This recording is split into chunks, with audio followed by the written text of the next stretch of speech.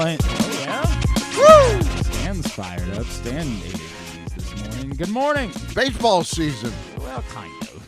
Let's not. It's ABS season. Let's not go overboard. Good morning. It is a Friday edition of Glenn Clark Radio. I'm Glenn. He's Griffin. And yes, the Chief Grand Poobah here at Press Box. Stan Fan Charles is back in the studio with us this morning.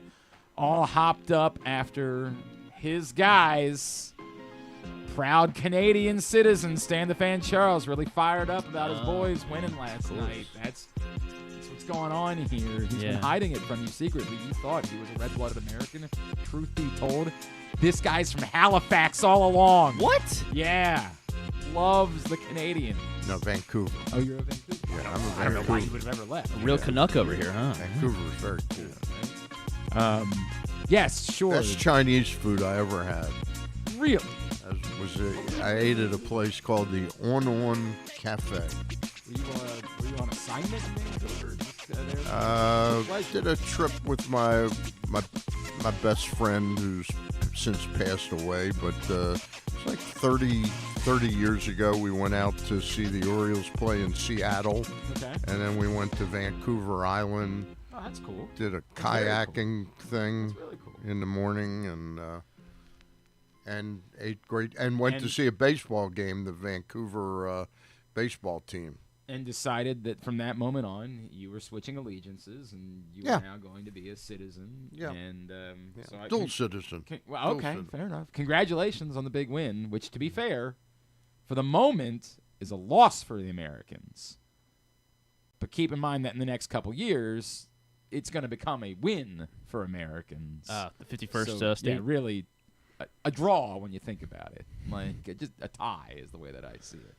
But, yeah, it was great theater, obviously, and everybody really enjoyed it. And we're going to pretend like it mattered, and then we will forget that it happened within it did 3 matter, months. I thought. That's what they What's told. that? They told me it mattered. I know. And And because they gave out medals and stuff. because it was what was going on, it did. But within 3 months, we will forget everything about it. No one will be able to tell you who scored the game-winning goal. Well, I think we will because of who he is. But No, we'll forget. no, we'll know that it was the best player in the world. We won't I forget think. who he is. We'll just forget that he scored the game-winning goal in the I mean, thing. yeah, they'll lose in the Western Conference Finals. Then we'll be like, hey, but he scored. No. Who was that? think that'll Because I be brought wasn't up. watching. You weren't watching? No, I Your had brother in arms, Connor McDavid. I had a surprise birthday party for somebody last night. I was down going to say it'd be a real surprise because I happen to know it wasn't your birthday. Yeah, and well, a lot of people celebrate me Oh, they just all the year time. round. Yeah, Right? yeah. They just They had to really make sure. No, they so surprised then him. when I got home, I watched the Terps from start to finish. I was, Maryland had the priority for me. We're going to talk to Brandon Gaudin, who called the game for FS1 a little bit later on in the show. get his thoughts on the Canada's win. Right, yeah. Maryland got the big screen for me last night, but I had the hockey on the phone, and then when the Maryland game ended, I put the hockey up on the big screen last night. I had forgotten the hockey game was even on. Oh, my God. How dare you forget Well, about the history I- and the pageantry I was getting of ready- the Four Nations face-off? How dare you? I was getting ready to watch like about the 20th episode of McLeod. I'm going back and watching McLeod. Okay. Of course. After binging 5 seasons of Kojak. Wow. Yeah. Wow. This is how I'm handling the Trump presidency. You know, I want to go It's back. going well for I him. want to go back and remember things. Make America great again. Yeah, exactly. So I went to watch an episode of that, not remembering the hockey was on, and then saw that Reacher was on. Oh, and then he said, well, they dropped the first 3 episodes sorry, of Reacher. hockey. Sorry, hockey. Just not happening. Yeah. That's the way it's going to be. I don't blame you for that. Yeah. I don't blame you. at all. Reacher was very entertaining. I watched 2.5 episodes of it. Okay. All right. Well, that's good. I watched the hockey this time around. I did that. and Well, that's the show. You get cross coverage of everything. that's why we're doing, obviously, the hockey segment later Yeah. and the Reacher segment Right, this morning. exactly. You All see right, that. good. I mentioned Brandon Gaudin. We're doing He the was ABS. that could come up at some point. Might come up in this week and the rest of baseball, which we'll do a little bit later on. It's a big week. And last night, lots of this week and the rest of baseball stuff. Yeah, I The, know. ESPN, MLB stuff. The Yankees allowing you to have get rid of the mustache, Mattingly. No longer going to be a thing. We're going to be able to have that. It ruined Finally. Mattingly's career. Right? Yeah. What do you know? Had he been able to have facial hair all Definitely those in the years, Hall of Fame. never would have hurt his back. Right? Yeah. Clearly. I think everybody knows that. He about was Don hurt at Mattingly. shaving. Is that now that That's part? yeah. I don't think I had ever heard that. Yeah, part. I I'm knew glad the you- story. I'm glad Because you Ray informed Schulte still represents him. Right. Yeah, he told me the story. Well, how about that? Yeah, How they about said that? you got to shave that mustache, and he bent over and hurt his back. A little bit later on this morning, Andy Kostka of the Baltimore Banner, he's been down in Sarasota. We will get his early impressions of the Orioles. Rodolfo Martinez, who, of course, is the new great hope for the Baltimore Orioles. We will talk to him about all of those things. We are just days away from the start of the CIAA tournament, Griffin. That's right. Baltimore is welcoming the excitement of the Food Lion CIAA men's and women's basketball tournaments back to CFG Bank Arena from February 25th. Again, that starts Tuesday, February 25th, and runs through March 1st. Your tickets are available now. Head over to Ticketmaster.com to get your tickets. Again, Ticketmaster.com to find your tickets to the Food Lion CIAA men's and women's basketball tournament at CFG Bank Arena from February 25th through March 1st. Stan, earlier this week, you stopped by because you were across the hall taping a special, so you just said, hey, I'm here. I can do a quick cameo Right. appearance. I wasn't delivering papers. No. No, this is. I think it's like the Saturday Night Live 50th anniversary stuff. Everybody just ducked over to see Fallon while they Right. were up there getting ready for SNL 50. Right, It right. was a very similar scenario that played out earlier this week, and we talked a little bit about, ironically, of course, this print issue of Press Box drops this week. And Yep. it's our conversation with David Rubenstein, and it comes at the same time where David Rubenstein both held a press gaggle down in Sarasota and then did something else with it. There's a lot of David Rubenstein content Yep. this week. And then today, Matt Weyrich of the Baltimore Sun says that he talked to Anthony Santander, and Anthony Santander tells him that the Orioles were actually still in on me and made a late 3-year offer to try to bring me back. It's just that we like the Blue Jays offer better, so that's the one that we took. And Did not know that. it's all of this is really interesting to me, right? Because it veers. One, the first thought you have is like, where the hell are these at bats gonna, like, how could you have possibly brought back? We're confused about where the at bats are going to come for these guys without Anthony Santander. Right. Imagine if you had brought back Anthony Santander. What in the world would be going on with Heston Kjerstad? And Well, maybe he would have been more in play in a trade scenario. you would think, but Yeah. it's I don't know, man. So I add that, and then I add the question of, if every report is true that the Orioles were very much in on Anthony Santander and were very much in on bringing back Corbin Burns to Right. the extent that John Heyman says that they were in on trying and perhaps even had a better offer on the table than the Arizona Diamondbacks offer. I don't know what to make of the we beat up the Blue Jays for always being the bridesmaid and never being the bride. Right? Like, what do we make of the Orioles' inability to close if those are the cases? I think that look, this is a management team that is new in place, and they're feeling out. First of all, I've been told this from a couple sources, people I talk to, that the ball club really wasn't prepared to close on the deal.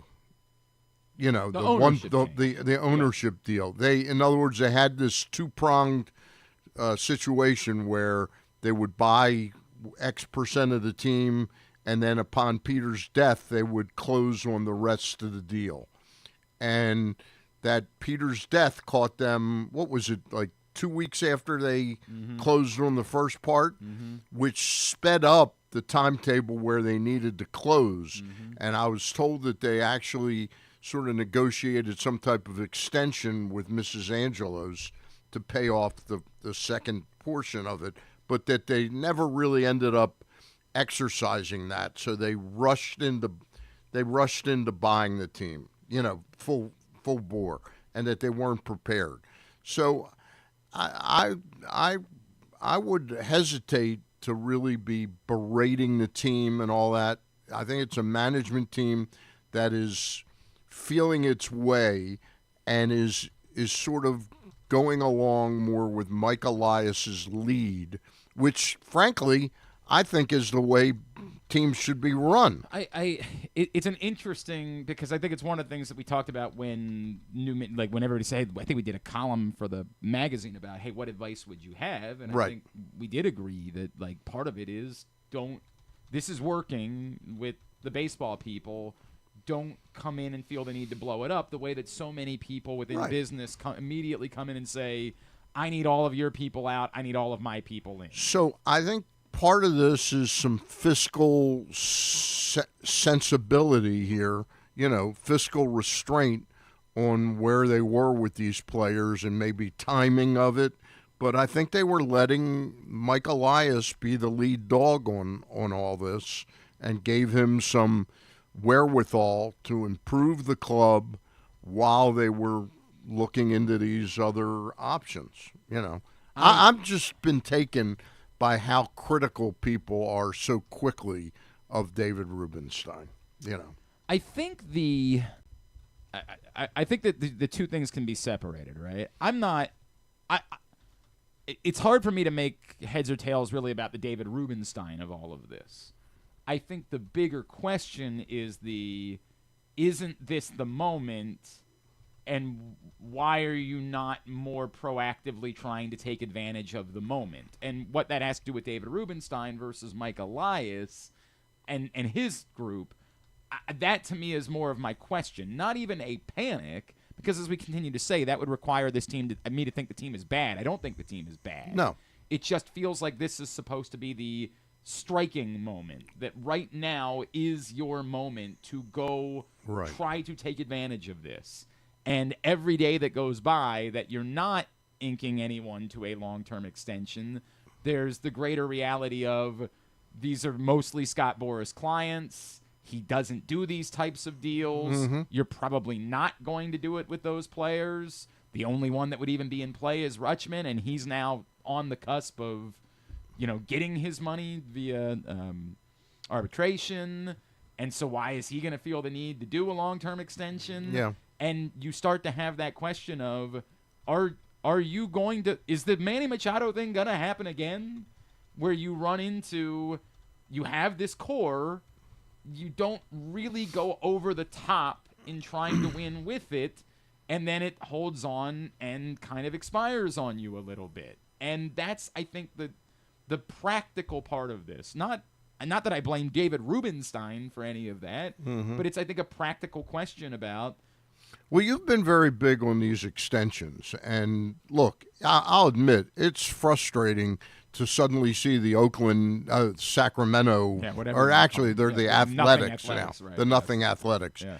extend Brent Rooker, and now they're working on an extension for Lawrence Butler. But there's a different thing in play there. First of all, the A's were under the floor, I think, and they needed to spend money on something. On something, so they spent money on Severino. They're also trying to juice up interest in a new market that they're going to be in supposedly 3 years down the road. Right. The Orioles are in a vastly different situation, but I would just hesitate to make long-term projections about what this group is willing to do, what they can do, until we see more of the entirety unfold. I'm inclined to agree with you, Stan, yeah. with the one trade-off being how much time do you have to make those decisions with this core group of players, right? Because in a practical world, the timing of all of this is fascinating, right? Like, yes, they're still trying to get their legs about them. They're still trying to figure out. Be honest with me. What kind of dollars weren't you telling me that Jim Bowden about a year and a half ago was saying something to the effect that Rutschman was like a $300 million extension? 100%. Okay. Yes. And it's perhaps he is, but would you like to have? Yes, if you get the second half version of Adley Rutschman at $300 million, I get it. Would you have liked to have signed him to a 6-year extension and seen what you saw last year? I don't think there has to be a rush to sign these guys where you're not. I know some people in town think it's automatic that Gunnar Henderson is going to be a New York Yankee. Well, I don't know if he's going to be a Yankee. I think the problem, Stan, in those conversations is that history has dictated at this point. You either get them done early or you don't get them done. I would agree that's historically the way this is. It's not 100%. It's not, there's no way that it could happen. Right. But history has said either you get it done early or it's just not happening. Right. This is your window. Go try to win in that window, but really go try to win. Like, don't kind of pussyfoot around it. And that's, I think, the concerning part. I can live with, hey, we believe this is our window, but then you're aggressively going to try to win in that window, doing everything in your power to take advantage of it. I would not say that describes what the Orioles did this offseason. Right. They did everything in their power to try and win now.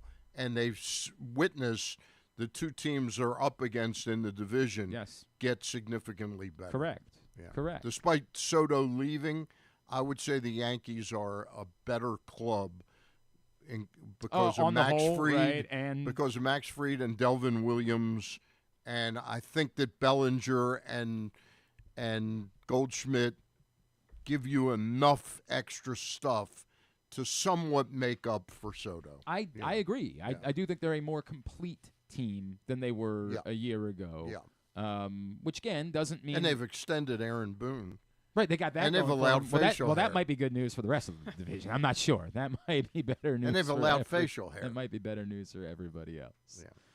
This man has been down in Sarasota. I know he's taken a brief respite from his time at spring training, but opportunity to catch up with the man who covers the Baltimore Orioles for the Baltimore Banner. He is Andy Kostka, and he is with us this morning here on GCR. Andy, it's Glenn, and Stan the Fan is here with me this morning. Thank you for taking the time for us. Really appreciate it, man. Of course. Thanks for having me. All right. And you're doing a terrific job. You and Danielle are doing a terrific job of your coverage. He's just asking. He's just telling you that because he's hoping that you're going to take him out to dinner when he's down there in a couple weeks, Andy. That's really what that Sounds good. is. On the company card. Yeah, of course. Andy, if I could, I think the important question we got to get out of the way at the top. Rodolfo Martinez, great pitcher or the greatest pitcher in all of baseball? Definitely the fastball has so much life to it. We watched him a couple live bullpen sessions and he looks pretty great. We'll see what that looks like, in a couple weeks, because I always try to remind myself and other people that pitchers generally enter camp ahead of hitters just because they've been able to, basically when you're throwing bullpens all winter, compared to batters are not usually facing live pitching all winter until they hit spring training. So, we'll see how it actually develops, but it's definitely an interesting arm.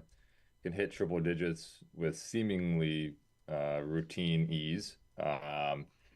And there's always seems to be, Baltimore seems to unearth guys with, Felix Bautista, Yanier Cano, who knows? Albert Suarez, now Rodolfo Martinez could be kind of next on the list, but it's also very early in camp, and we'll see what it looks like in games. Andy, I'm serious, and I appreciate that you breaking him down, and I was having fun. I wonder if I could present this to you, because it was a theory that we talked about a lot this offseason, that obviously the Orioles wanted to have Corbin Burns back, and who wouldn't want to have Corbin Burns back? But we saw, really even from the Dodgers, and I'm not trying to pretend like Yamamoto probably isn't a better option than some of what the Orioles present, but you don't necessarily have to have an ace to win a World Series, but you certainly have to have bulk pitching. And so in a world where the Orioles don't have an ace and probably aren't going to be acquiring an ace before opening day, although who knows, do they have, given the totality of the arms they have, do they have enough bulk pitching to overcome what they don't have at the top of the rotation? Yes, I do think they do, especially if those arms stay healthy. You look at, AAA, what I assume will be the AAA rotation, Trevor Rogers, Brandon Young.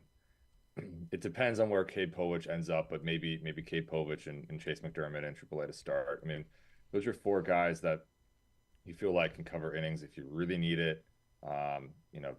Even if it's just swingman roles, in the postseason. I like that depth, plus the addition of Tomoyuki Sugano, which is a little bit of a wild card just because we haven't seen how that translates to major league uh, you know action yet. He was phenomenal in Japan for a long time.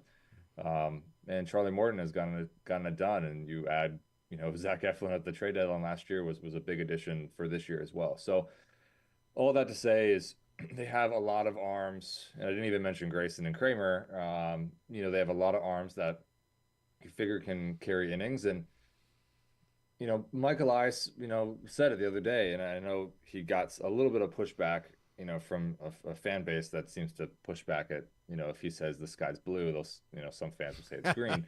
Um, but he said, yeah, you don't need technically an ace to win the World Series, and I would actually agree with that. Does it help?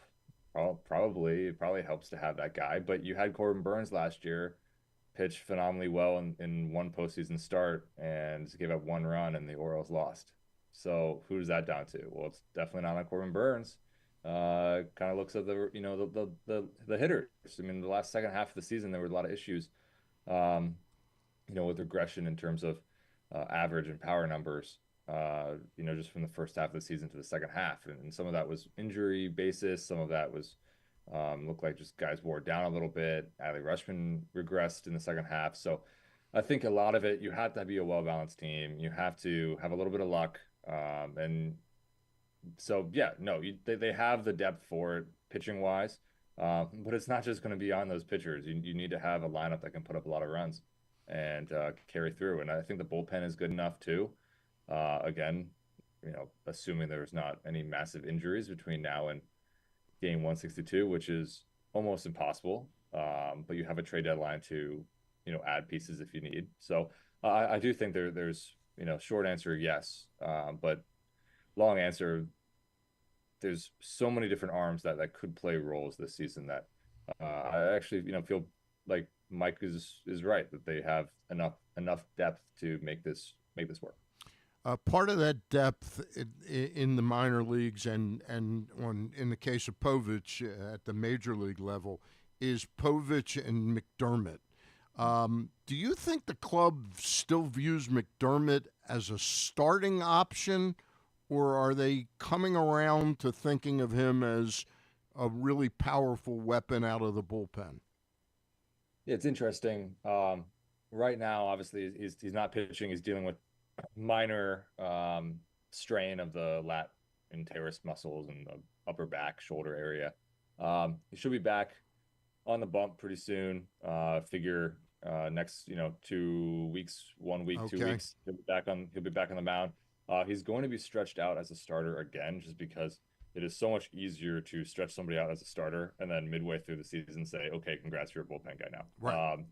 Compared to if you're doing it the inverse way, it's too difficult. So they still view him as a starter at this very moment. But I do think if there are injuries in various places, he could be a bullpen guy. I mean, think of what like DL Hall a couple years, 2 years ago, when DL Hall was being worked as a starter, stretched out as a starter, but I think many others saw like, hey, this guy could be a closer someday with his electric fastball, and if he's letting it eat compared to trying to last 6 innings, it could be even a better pitch. So I don't dislike the idea of having a guy like Chase McDermott shift to the bullpen, especially if there are injuries this year. I imagine that will happen. And you have other guys like Albert Suarez being stretched out as a starter just in case, but I figure he's kind of a bullpen candidate again, and a do-it-all candidate really is what he is. And so we'll see. But I think they always lean towards stretching guys out as starters, acting as if they're starting pitchers, because you can transition a lot more easily after that. And the other player I mentioned, Povich. If you were a betting man right now, do you think with the way April generally is, with a few off days, do you think he starts the season in Norfolk and Tidewater, or do you think it's to be determined? Yeah, I imagine he will start the season in AAA because as you said, there are a lot of off days, to account for rain Yep. in April, May. It's just so that there will be maybe less of a need for a bigger staff. In fact, we asked Mike Elias kind of about the 5-man or 6-man rotation option. Would he consider a 6-man rotation? And maybe later in the season he would, but to begin, and he said it, basically the off days early in the season mean that you would rather have bullpen arms than 6 starting pitchers on your opening day roster. So I figured just because there is the flexibility with Cade, you can stash him in the minors, unlike some other guys on the staff who are older and out of options. I figure Cade will probably start in the minors, but I really do expect him to pitch a lot of major league innings at some point. Definitely this season he'll be back in the majors. I mean, he'll be up and down, but Yep. saw the last month of 2024 what he could be. Looked like a completely different pitcher than kind of the uneven performances early in his rookie year. He is, of course, Andy Kostka, the Baltimore Banner. He's with us here on GCR. Andy, one more just on pitching, because I do want to get to the other side of things. But Felix Bautista said all the right things.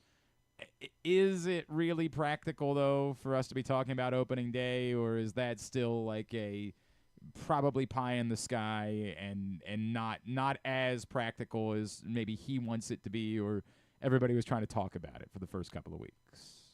Yeah, it's a good question. I think at this very moment, uh, I do think opening day is a possibility, but really the major question is when is he going to face live batters in on the backfields or in a game? And if he's not going to face live hitters until late in camp, which is most likely the way this is going, he might not be ready for opening day. If that schedule is moved up, I do think he'd be ready for opening day. It's really just kind of a point of you don't want to throw a guy out there that's only faced live hitters like 6 times, before opening day. So that's the timeline you're looking at. He said he's at about 85%. He said that last week, so maybe he's at 92% now. I don't know how his scale is moving, but he figures he'll be 100% on opening day. But even still, I wouldn't be shocked if he opened on, the 15-day injured list, just to give him a tiny bit extra time to Ramp face hitters you'd probably stay down in Sarasota, face hitters, and then get called up, once that timeline is done. But if he's not ready for opening day, he'll be ready very soon after opening day and should be, the closing pitcher for this team again. The interesting thing will be to watch is, we haven't seen him face hitters since 2023. I mean, that's a long time. So how will it look? His bullpen sessions, I mean, we're, watching from the side and, you can kind of gather if things look good or not based on location of certain pitches and how it's coming out of his hand. He has looked good, but everything changes when he's facing a live batter. So we're going to watch that as camp moves on, and we'll have a better idea of the timeline probably in March. Andy, there's being ready opening day, and then there's being ready to be Felix Bautista opening day. In other words, do you see whenever he appears, do you see the first time he appears in a major league game, and I mean a regular season game, that it'll be in the 9th inning with a 1-run lead or a 2-run lead, or do you see them easing him back into the rigors of being a major league pitcher every couple days? I wouldn't be shocked if his first several appearances are not as a closing pitcher. Yeah, just because it's as you said, there's 2 different things there, and you don't necessarily want to have him. If you throw him kind of into the deep end immediately, it could go great. But I remember when he really was starting out. It was some low leverage situations in 2022, or I think it was, 2022. Yeah.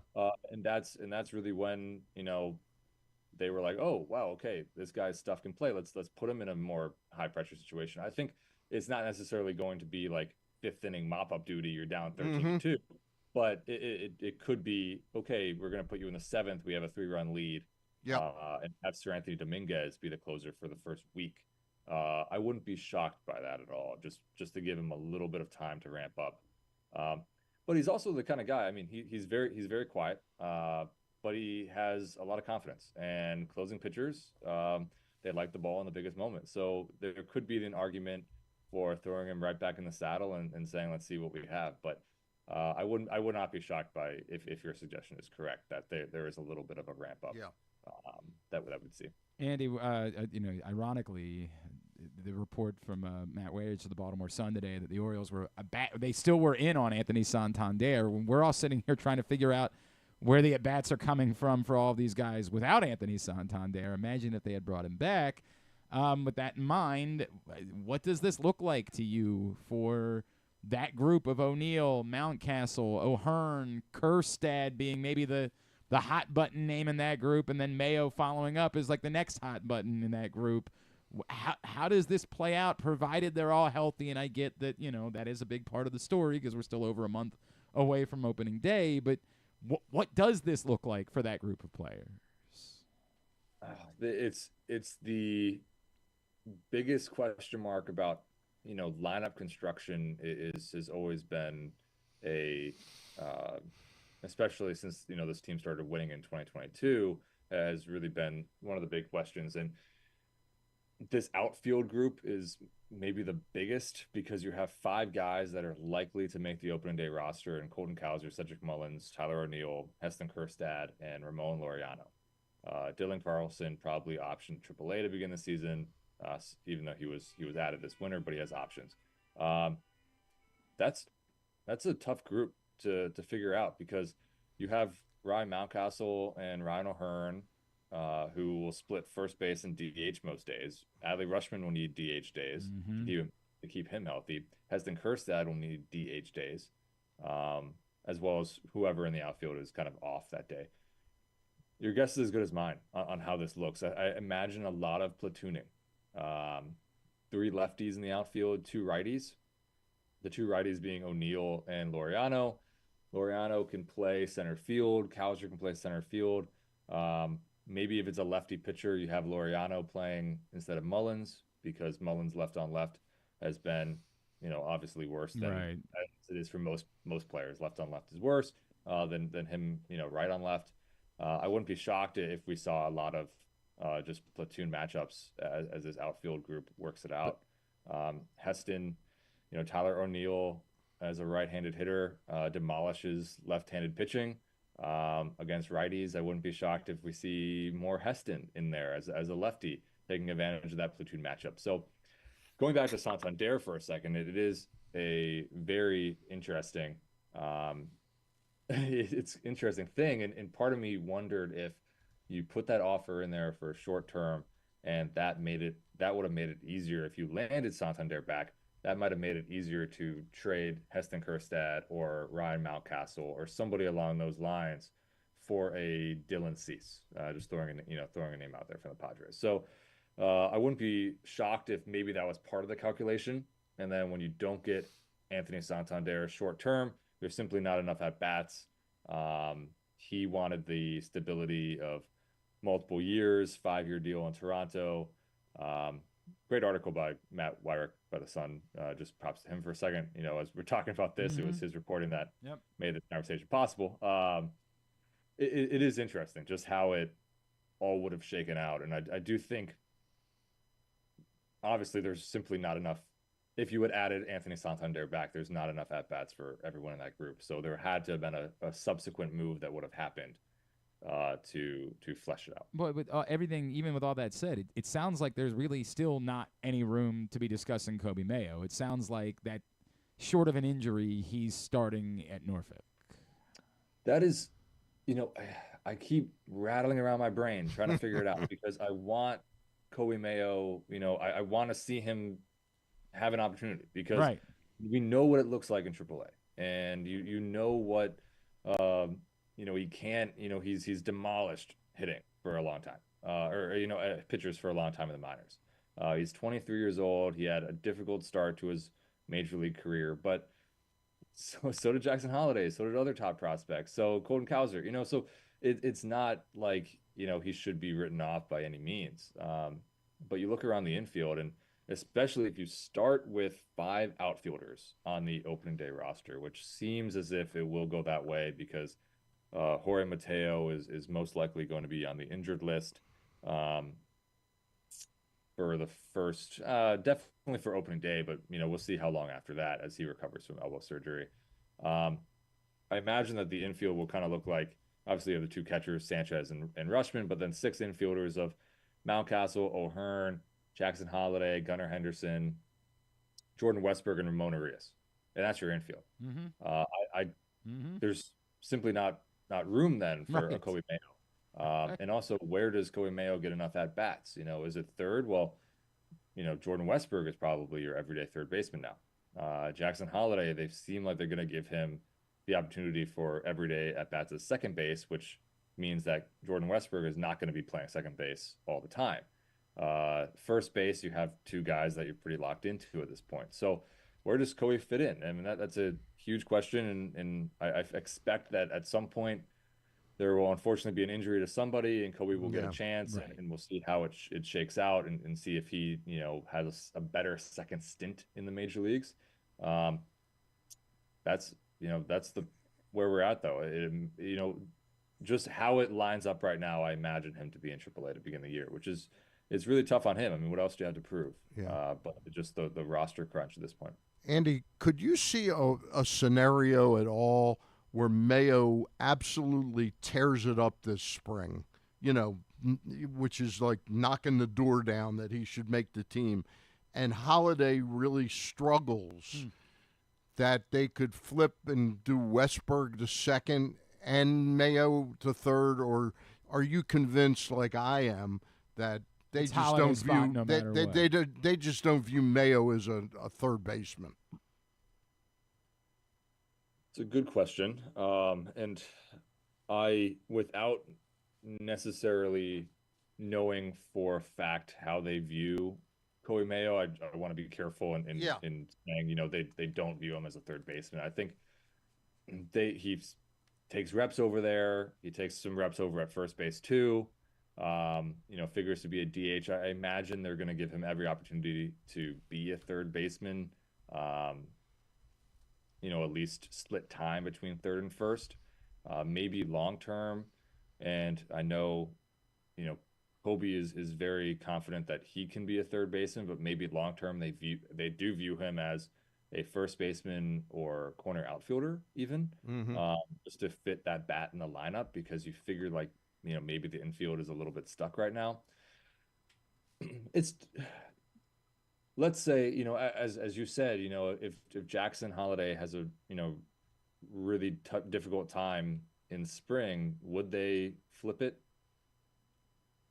Maybe, maybe Kobe Mayo forces their hand and Kobe hits 400, and if Jackson has hiccups again, they would say, okay, let's give a little bit more seasoning to Jackson in the minors, because he's played less than a full year at AAA. He's still 21 years old. He's still young, even though you expect him to be an all-star caliber player someday. It's still the beginning of his career.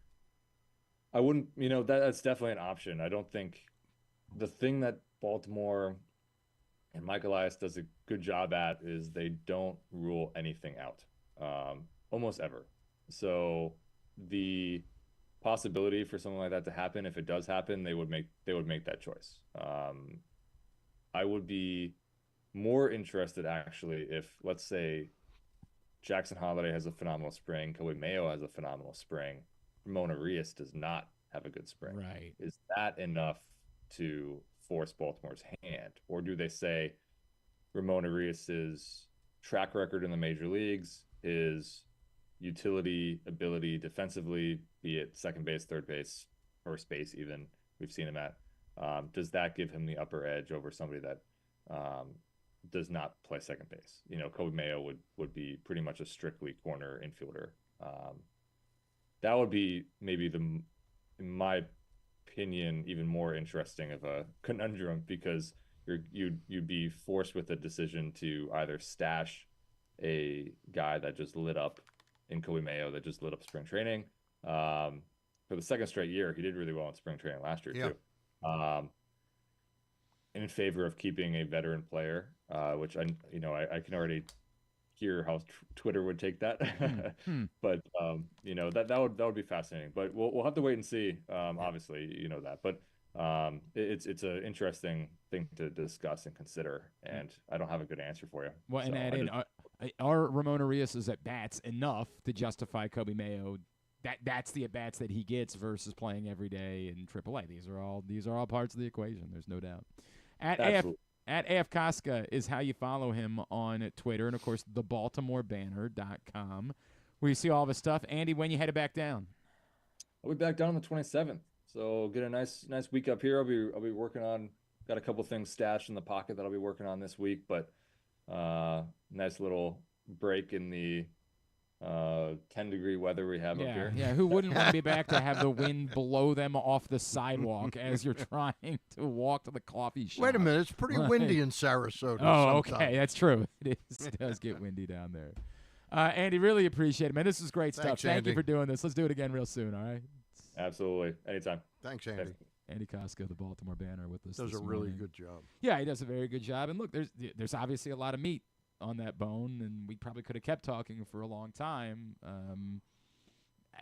We'll see the first games this weekend, and it's nice that the Orioles fans will be able to watch those first two games this weekend. Tomorrow's is on Mass, and Sunday's is on MLB Network, so you'll have an opportunity to look. And I don't have an answer to, like, I'm still befuddled by the fact that they didn't trade Heston Kjerstad or Ryan Mountcastle this offseason. Like, I'm still confused by it. By the way, remember last week Keith Law was banging the drum of Deal Mayo, if you've got to. Scott Braun from Foul Territory, previous of MLB Network, was... I think that, I'm not to interrupt you, I think that the case of Mountcastle and Kjerstad was they feel that they'd be having to trade so low. Pennies on the dollar, 100%. And in Mayo, they're not ready to say that Mayo isn't a significant slugger. And I think they might very well be right. Like, it's easy for me to say, because this all started when it was Keith Law that said it. I presented in but you wouldn't trade Kobe Mayo for one of those guys, and he was like, yeah, I would. And I said, I wouldn't trade him for 1 year of cease. No. I don't want to, but I do wonder at what point, like, I'm very worried that what we're watching with Kjerstad is a redux of Norby. Right. And then you run the risk of Mayo becoming a redux of Kjerstad. Like, that part of this, we can't trade these guys because we don't think you're giving us full value for.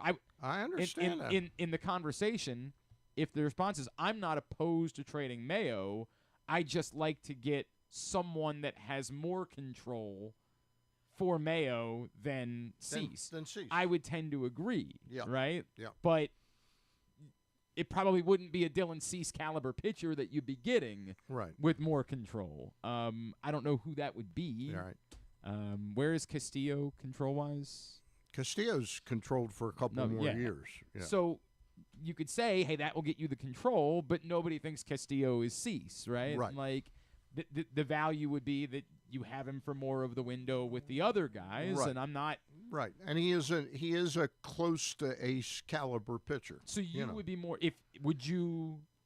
I love the Mountcastle. Oh, of course. Mountcastle plus. Yeah, who for We all. Get me Mountcastle out of town. And I think that's I don't dislike him as a person. No, but I think the problem is if you could do that deal, it's probably already done by now. Yeah. Right? Like right. If that, nobody is knocking the Orioles down saying, please let me. That's why I suggested late last season that the real trade for Mountcastle was Reed Detmers for Mountcastle. And Reed Detmers, in my opinion, could be a year away from being a Cease-like, maybe a Cease-light, but controllable, extendable, and has actually better velocity. But to the question, would you do Mayo for Castillo? No. Okay. No. I wouldn't want to, but you got to do something. Like, something has to happen here that's not just Mayo plays most of the year at AAA, and then I'd be next more year, inclined. I'd be more inclined to go out tomorrow. And I just saw that Andrew Heaney signed with Pittsburgh last night for $5.75 million. Quintana, apparently, Jose Quintana, was offered that same deal first by Pittsburgh and turned it down. That makes me think that Quintana wants a multi-year deal.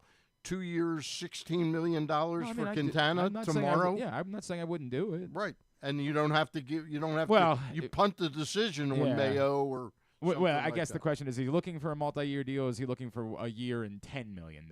Right? Like, is he saying? I would probably give him 1 year, $10 million.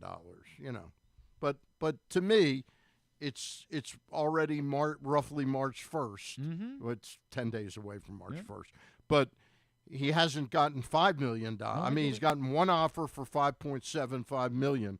I think 2 years at 16 would probably get the deal done. When we come back in, we're going to go around the rest of the world of baseball. What else has been going on this week? Who's doing that? Griffin does that. You haven't told him that I'm. Oh, you're taking that it over? Yeah. Oh boy! Just on Friday. What if we did dueling this week? Like Griffin presented a story, then you presented a story, and we saw like whose that topics were idea. more I like interesting. that. Bar for bar. In this You mean week. like I'd be auditioning? I would love to do dueling this week in the rest of baseballs. I would love that. Not Like, this week though. Well, you're not prepared. is I'm what not you're saying. prepared. If mean, next seriously. Friday, I'm My all reputation. for Saying, it. come on, you're My making reputation. I was always a dueling piano bar guy. Yeah. Like I loved it. I loved it too. I would love to do. You don't understand. Dueling piano bars are. Oh God! We used to be a proper country. Yeah. We used to do things that mattered around these parts. Apparently, Hooters is going bankrupt. What the hell happened to us as Really? a people? Man. What happened to us? Well, you could probably get them back into business. So you have to. You think I should buy all of Hooters? Well, or at least start showing your face again at Hooters. Oh, I've got a great idea. it has been how a while. How about crypto Hooters? Crypto Hooters. Yeah. I don't Everything know. else cryptos work so well. So yeah, Right. I don't assume- know if that one's gonna be the Yeah. one that saves Hooters. I'm not sure that's the way Crypto it's gonna Hooters. go. I don't understand. I don't You understand. tip the girls with crypto. Well, right. Yeah, I'm not sure Then this you is going to can be tip the. them a lot more money. Well, maybe, or it might not be anything at all. Exactly. It might be make believe. Anyway, we'll do this week in the rest of baseball when we come back in. Stan's here, Friday edition of Glenn Clark Radio. You're going to love February at Live Casino and Hotel Maryland. Sweeten your Valentine's Day with a chocolate bar February 13th and 14th. Pamper yourself and your partner with Valentine's Day spa discounts February 10th through 21st. Celebrate the Year of the Snake and win a Lunar New Year luxury brand collection February 28th. Plus more ways to play, dine, and win all month. At Arundel Mills. Must be 21. Please play responsibly. For help, visit mdgamblinghelp.org or call 1-800-GAMBLER. Driving in Maryland? Did you know an Easy Pass from DriveEasyMD.com can save you time and money? Of course you did, because you are a thrifty driver. An antenna reads your Easy Pass transponder and automatically deducts the toll from your Easy Pass account. Learn more at DriveEasyMD.com. Treat yourself and taste the Baltimore tradition that is the legendary Costas Inn. Hey, it's Stan the Fan Charles. For over 50 years, the Costas Inn has been a Baltimore original, dishing out their amazingly scrumptious, fat, award-winning crab cakes and steamed crabs. Every season is crab season at Costas, so make your plans now by calling 410-477-1975 and reserve your taste of heaven. Sit back, crack some crabs, and watch the Ravens chase down another title on Costas' 15 TVs. On Monday nights, Costas offers their half-pound jumbo lump crab cake with 2 sides for under $30, and there are nightly specials Monday through Friday. So head on down to the Costas Inn at 4100 North Point Boulevard or visit them at CostasInn.com. Gambling can be a fun and entertaining experience, but there are risks involved. If you're planning on betting on the game at the casino or on your phone or computer, know your limit, stay within it. Set a budget and a time to stop. Remember, gambling isn't a financial solution, and it doesn't mix well with alcohol or drugs. Know the risks and have a plan before you begin gambling. For free and confidential services, call 1-800-GAMBLER 24/7 or go to helpmygamblingproblem.org. COVID-19 and flu viruses are circulating in Maryland. But don't worry, protection is within arm's reach. Protect your health with this year's COVID-19 and flu shots. It's safe and convenient to get them both at the same time. Flex your protection. For more information, visit health.maryland.gov/vaccines. This message paid for by the Maryland Department of Health. Coming back in here with Glenn and the other guy, Garrett, whatever his name is. You know who they are. Oh, we're back. So you can tell everybody if you'd like. It's fine, Stan. By all means. Big story. Yeah, big story this morning. Yeah. Big story. All right.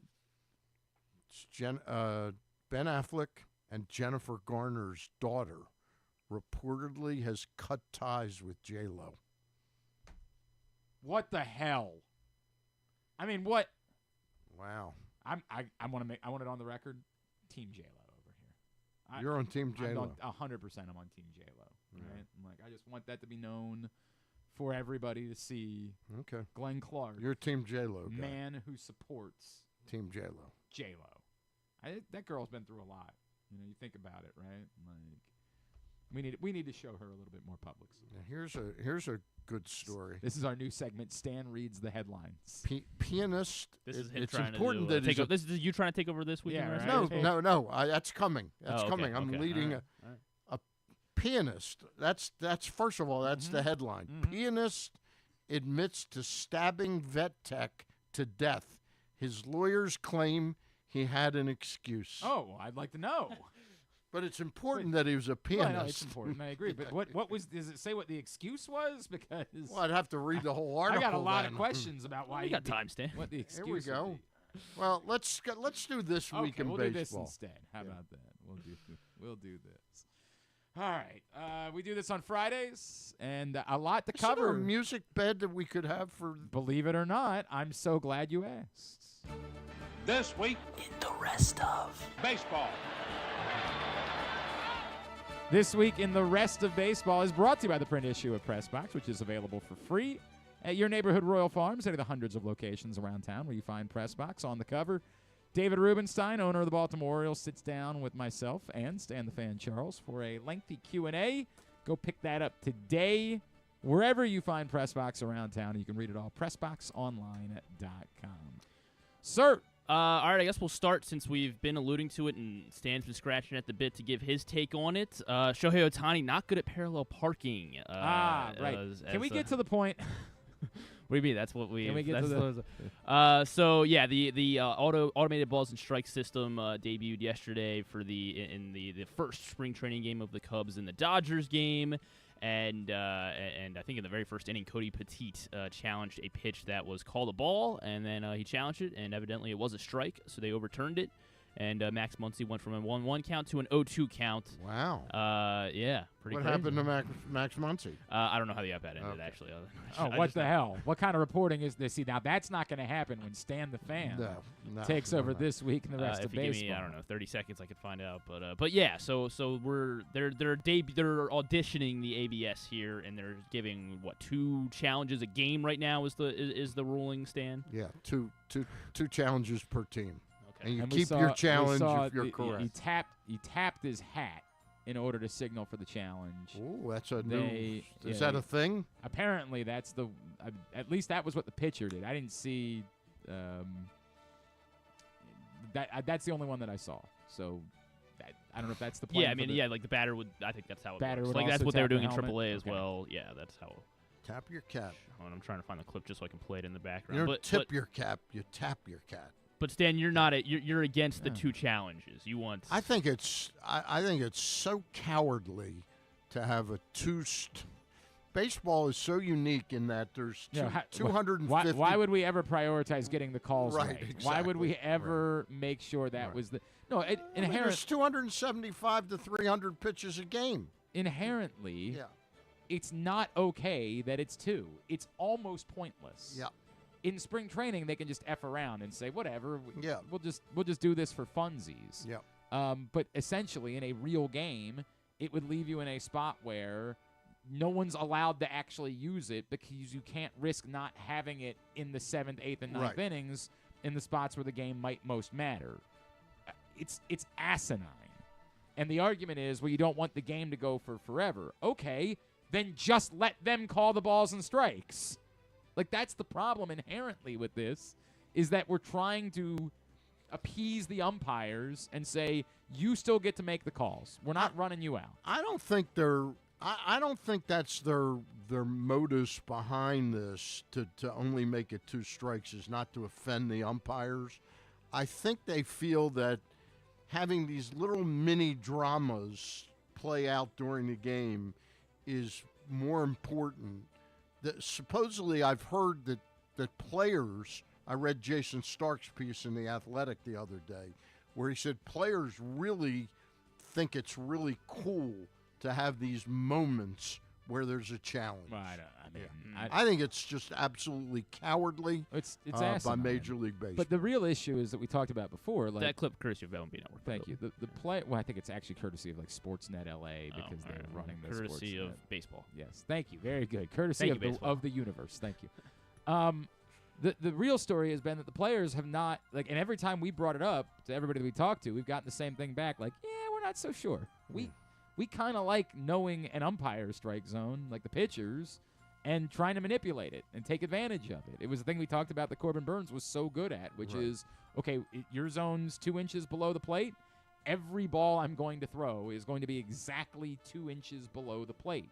And so I don't really want them going back and being able to review that, because I like the fact that I have the advantage because of the homework that I've done and the prep that I put into it. And this doesn't put an end to pitch framing, because you can only challenge 2 pitches a game. But it would be nice if it could. It would be nice if we could fire pitch framing into the sun and get pitch back to framing catchers just being catchers. To me, pitch framing is cheating. Yes, of course. It's cheating. It's legalized cheating. Yeah, legalized cheating. Yes. But and in some ways, it benefits a catcher financially. He's a great does. pitch framer. Most He's a great certainly cheater. does. Yes, I'd like to fire pitch framing into the sun eternally. I'd like to never discuss pitch framing again in my life as I continue to watch baseball. Those are exactly the words you used to describe your affection for Griffin Bass. No, not into the I'd sun. like to shoot him into the sun. Maybe into like a canyon somewhere, but not into the sun. He would die in that scenario. Oh, I don't want that. Just want him injured on the IL for a while. Just want him to. I think everybody needs to go through. We're on the same side. I think everybody needs to be tested. GBR. I think everyone needs to be tested. I'm on your side. Yeah. So GBR. Yeah. You go right Sounds ahead. like it. You go right ahead with it. Glenn, I love you, Are you baby. going to produce GBR? Are you going to be? Yeah. You signing up for that exactly? Yeah. All right. Next. So we'll see how that plays out. The ABS system. I guess they're doing everything they can to avoid fully automated. What's that stand for? Automated batshit? Yeah. I think automated batshit crazy. The ABS I system. like that. That was ABS. good. Yeah. That was good. The other big thing, Yeah, count it. I'm with you. The other big news was yesterday as well, last night, as the Athletic reported that MLB is opting out of their ESPN deal after. That's a big deal. Yeah, after the 2025 season. Manfred citing the MLB, Major League Baseball, is not pleased with the coverage of the sport outside airing live games. So, as I said last night on Twitter, there's multi-prongs to this, because he might well have a point, right? Like, ESPN's programming, and I have to acknowledge I don't watch much of it. I only just the Home Run watch, Derby. Yes, you know me. I really only watch the games. But their daily programming, my understanding, is basically just the NFL, the NBA, college football. That's the list, right? Like, those are the sports that they cover, and they don't really cover anything else.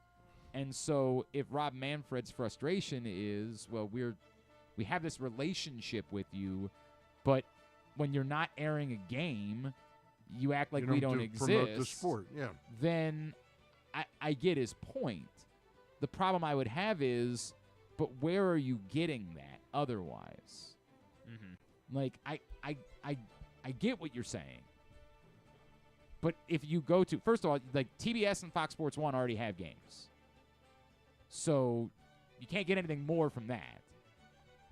Presumably it's a streamer. There's no other network that you're going to move these things to. You're not going to put it on. Yeah, what about their own network?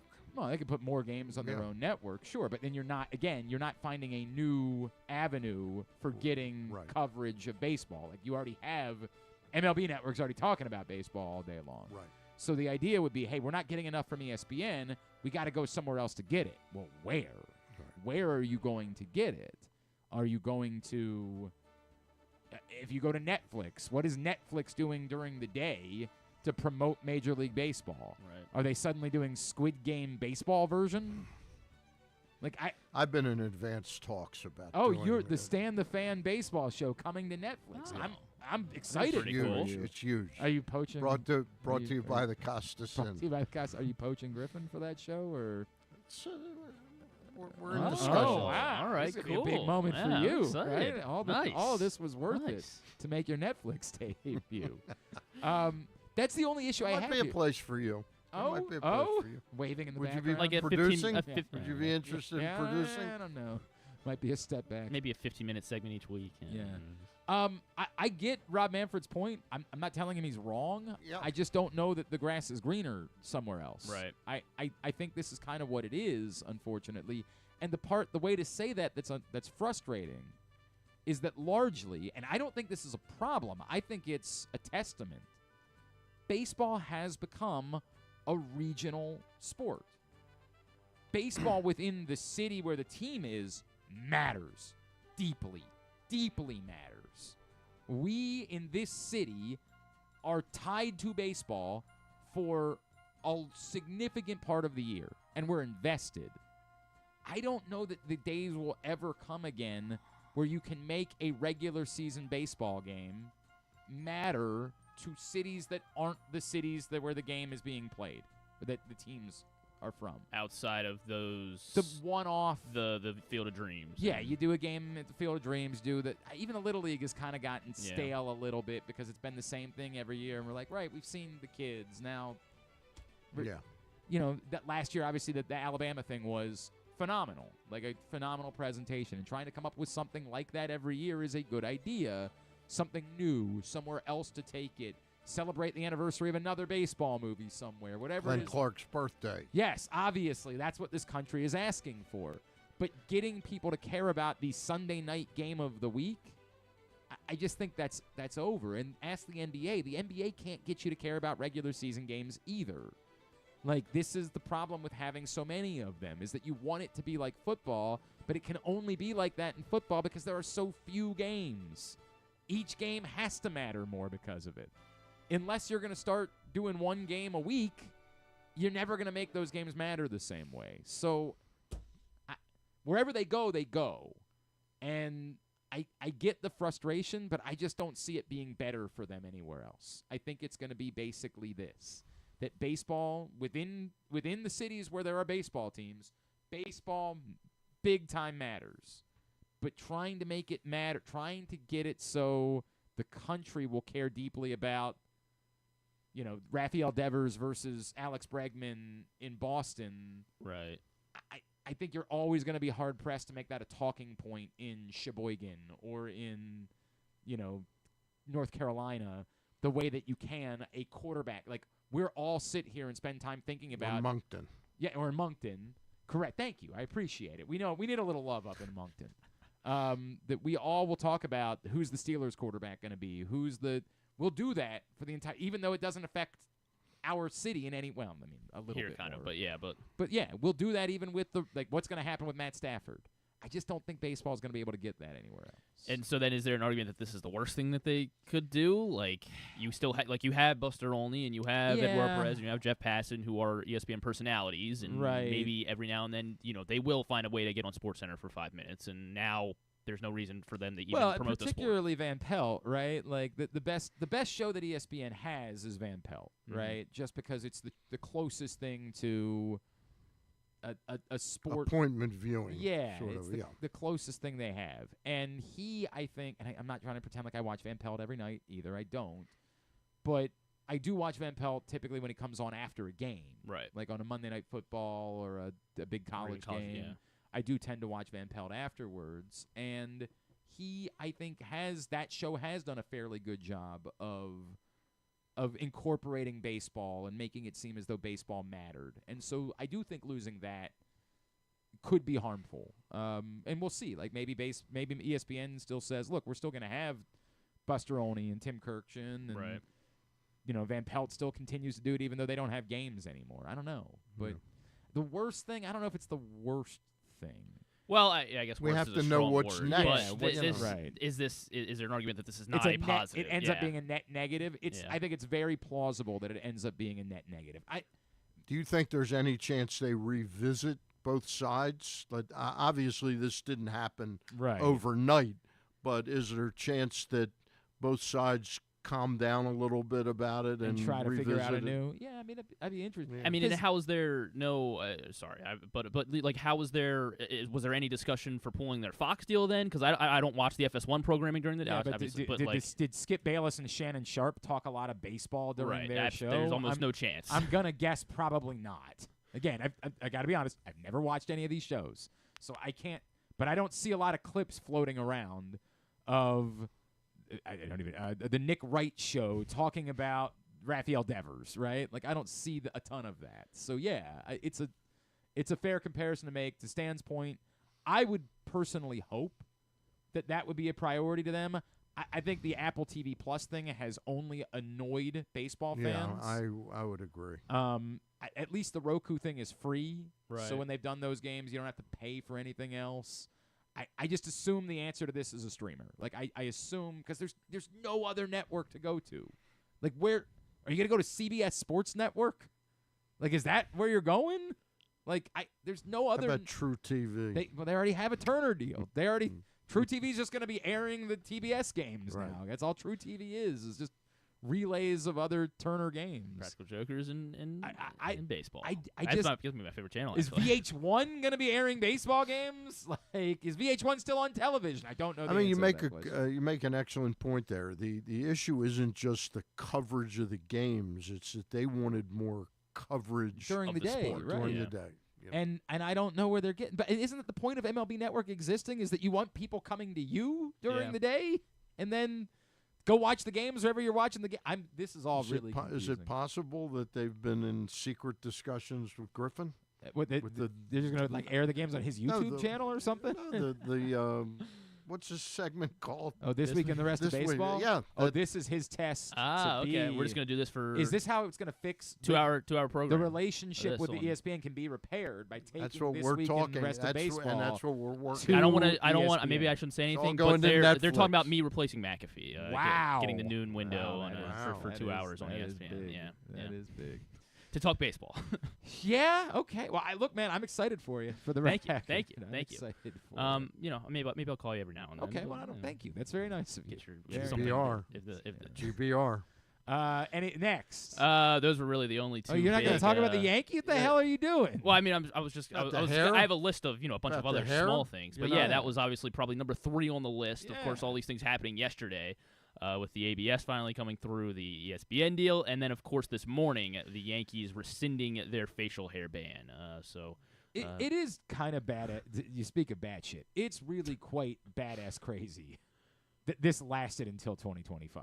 What, the hair The Yankees facial hair thing. Like, it's one of Steinbrenner's, But at no point anybody said, what are we doing? Right, exactly. Like, what is this? Although it still has to be well-groomed beards. The other part, too, is how has no player ever gone to the union to say, we need to challenge this? This is nonsense that we're allowing an employer to suggest that they can tell us how to wear our... Groom ourselves. Let's challenge this just to get rid of... It's crazy to me. I'd like to see the Yankees make a trade for Brandon Marsh and have him challenge... the definition of what is well-groomed. Right. Yeah. What is zero We tolerance? bring Mrs. Marsh in to testify. Do you think your husband's beard is gross? Well, I will tell you, he looked at it 3 times this week, and I even saw him touch it once. So I think that qualifies as grooming. It's so bizarre, man. Yeah. On the list of bizarre things that have existed in baseball, Johnny Damon was allowed to have hair down to his ass. Right. But you can't have ungroomed. Yeah, it's just so weird. Makes sense. What a weird thing that's existed in baseball. You want to wear the pinstripes? Follow their rules. Exactly okay? right. Exactly right. Have we ever known a player that wouldn't go to New York because of the facial hair policy? Like, have we ever? I don't think so, 'cause has there Rougned ever been a shaved story his about beard, that? obviously. I had a chance to go to the Yankees. And that was the once. difference? Yeah, The and difference I just was would not go.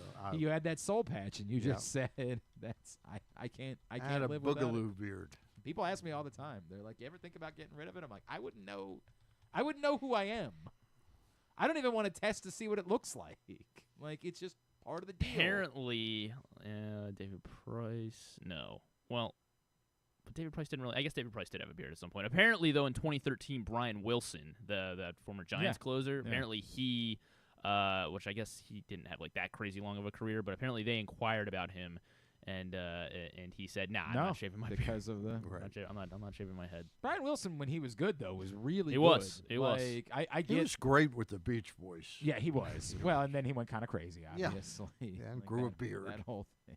But apparently, David and Mike Price, Love was like, "You're out of the band if you don't shave that beard." and David Price did the same thing around that 2013 time as well. So I look, man, it's crazy. It really is crazy that it's lasted this long. All right, and then Marcus Stroman is still making. I don't know. He got he wants to start, and he also is getting a tattoo on his head as well.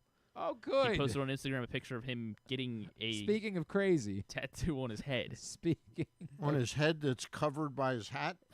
Yeah, but like I think it's like gonna come down. Like I don't know. Like it looks. I haven't seen the final product because. And what's it gonna say? I am not a reliever. Yeah, similarly, you did that too once, didn't you? I did. You had to have that. The Angels are moving Mike Trout to it right was weird field because it said Perot 92. He was just so invested in the movement that he was like, "I want it tattooed on my face." Mike Trout's moving to right field to try and save him health wise. That's going to be the difference. Yes. I think this is finally going to be the year for the Angels. Yeah. Well, at least keep Mike Trout healthy, I guess. I can't believe Anthony Rendon's hurt again. I can't believe it. I just can't believe what unreal luck, right? Yeah. One of those durable guys in history. I mean, who would have thought? Maybe the giveaway was when he signed that contract, and then a year later. I don't really like baseball. I don't care for baseball. Not a fan of baseball. Fake fans. Which is good. He's, I'm sure that was a question they asked Artie Moreno asked him. Do you like baseball? Did he grab that fan? Was that what he did? Or like what? Yeah, he grabbed a fan. Yeah, he grabbed a fan. Rendon. Like they were yelling at each other. This week? No. Like Remember 2 years last ago. year? Oh, okay, yeah. The week that he was healthy. No, I think I figured it out. Anthony Rendon watched too much ESPN. Then realized he didn't like baseball. Well, they don't do baseball. Yeah. Why would I be interested in baseball? Right. And that's why Major League Baseball said we got to get away from ESPN because they poisoned Anthony Rendon. Makes sense. And so Makes now, sense, of course. when they go to Tubi, it's gonna be baseball and Tubi. Baseball everywhere. Nothing but baseball. Baseball all over Night in Tubi. America on Tubi. I really don't know where they're going. Like, what are they gonna do? Yuli Gurriel signed with the Padres. Yep. If anybody's interested, they think he's a good chance to make the opening day roster as well. So Yuli Gurriel is in San Diego. The Diamondbacks, they signed Geraldo Perdomo to a 4-year extension. I don't know. We're trying. Yeah, he's a good player. He's their shortstop, so kind of notable because it means does it mean that they don't trust Jordan Lawler all the way, or they're going to move Jordan Lawler to third base? I guess. Eugenio Suarez is a free agent at the end of this year, so I guess. Trying to figure out where Jordan Lawler, what that means for Jordan Lawler. The Pivetta deal last week with San Diego also finalized the MLB draft, so we know the Orioles get 6 picks in the top 100. Oh, he was the last qualifying offer guy? Okay. Yes. And the Rays also end up with 6 picks in the top 100 as well. So, very helpful news for the 2034 Orioles. Very, very good. Hey, maybe like 2031. Definitely not 2034. Okay. But Justin Turner. He has found his new home as well. Right. Not an Orioles fan. I'm sorry. Justin Turner is a Chicago Cub for the time being. I was a big Justin Turner guy for 2023. Going record, I didn't really have much interest in him at this point. Well, we'll see if he lights it up with Chicago this year. There was much reason to have you mentioned Andrew Heaney signs with Pittsburgh. Jose Quintana still out there. I guess, as Stan said, seeming like he wants a multi-year deal. Apparently, he's also on the World Baseball Classic qualifiers also started today, or I guess last night. Did somebody tell me that Adam Jones is on Team Spain or like coaching for Team Spain? Oh, is he really? In the World Baseball Classic, which knowing like Adam lived in Spain, so Right. it would make sense. Doesn't he still? Yeah, because he was gonna move home. That was the plan, is he was going to move home, but I don't think he has yet. I think you're right. I think he still is living in Spain. He likes Spain. South Definitely. Africa versus Nicaragua. Well, his wife really likes Adam Spain. Jones is hired as the hitting coach for the Spain's World Baseball Classic team. Damnedest thing. No idea. Traitor, I guess, yeah. Yeah, right? That's what I thought you... Next thing you know, it's like Stan popping up in Team Canada up there waving around the flag with Justin Trudeau. It's crazy. Vladdy and the Blue Jays did not reach an extension, so it seems like, I don't know. Maybe they still can. Maybe they won't. Maybe they'll have to trade him. Who knows? Given how far they appear to be away from each other, it seems like that. Vladdy was posting on his Instagram story him listening to God's Plan by Drake. Good. He's going to get through. That's his way of saying he's still in Canada, though. Like he's still. John Means signed with Cleveland. Nobody else is supporting Drake at the moment. Right. So. Yeah. John Means signed with Cleveland on Wednesday. Yeah, we spent a little bit of time talking about it. I would have been interested in this bulk pitching world. I would have liked to have brought back John Means just to add to what it is that you have. I mean, definitely a team-friendly deal. It's a 2026 club option. Like there seems no reason not to. I would have liked that. They didn't do it. That's what it is. Hopefully, Sagano is phenomenal. And we talked about Aaron Boone getting a 2-year extension as well yesterday. Julio Rodriguez he shaved a tribute to Ichiro into his head. Is this just something we're doing now? I'm trying to find baseball news. Head art. Okay, I think we're good. He didn't tattoo his face? Yeah. No. I think we're all right. If that's where we're at, I think we can move on from this week in the rest of baseball. So the World Baseball Classic qualifiers are going on right now. That's the only other thing. The South Africa caught Nicaragua with a hidden ball trick last night in the opener. I think all the games are on YouTube and like Facebook as well. Very, very good. So the World Baseball Classic. We're good. Thank you. That's this week in the rest of baseball. Out in Taiwan. I appreciate it. We will talk Maryland hoops. They do get what ended up being a comfortable win over USC last night, but it wasn't always comfortable. They wanted to give away some big leads a couple of times in last night's game. You interested in the pianist? I'm good. Brandon Gaudin who called the game. He also called Sunday's win for Fox Sports 1 over Iowa. We will talk to Brandon Gaudin next. Stan's here. It's Glenn Clark Radio.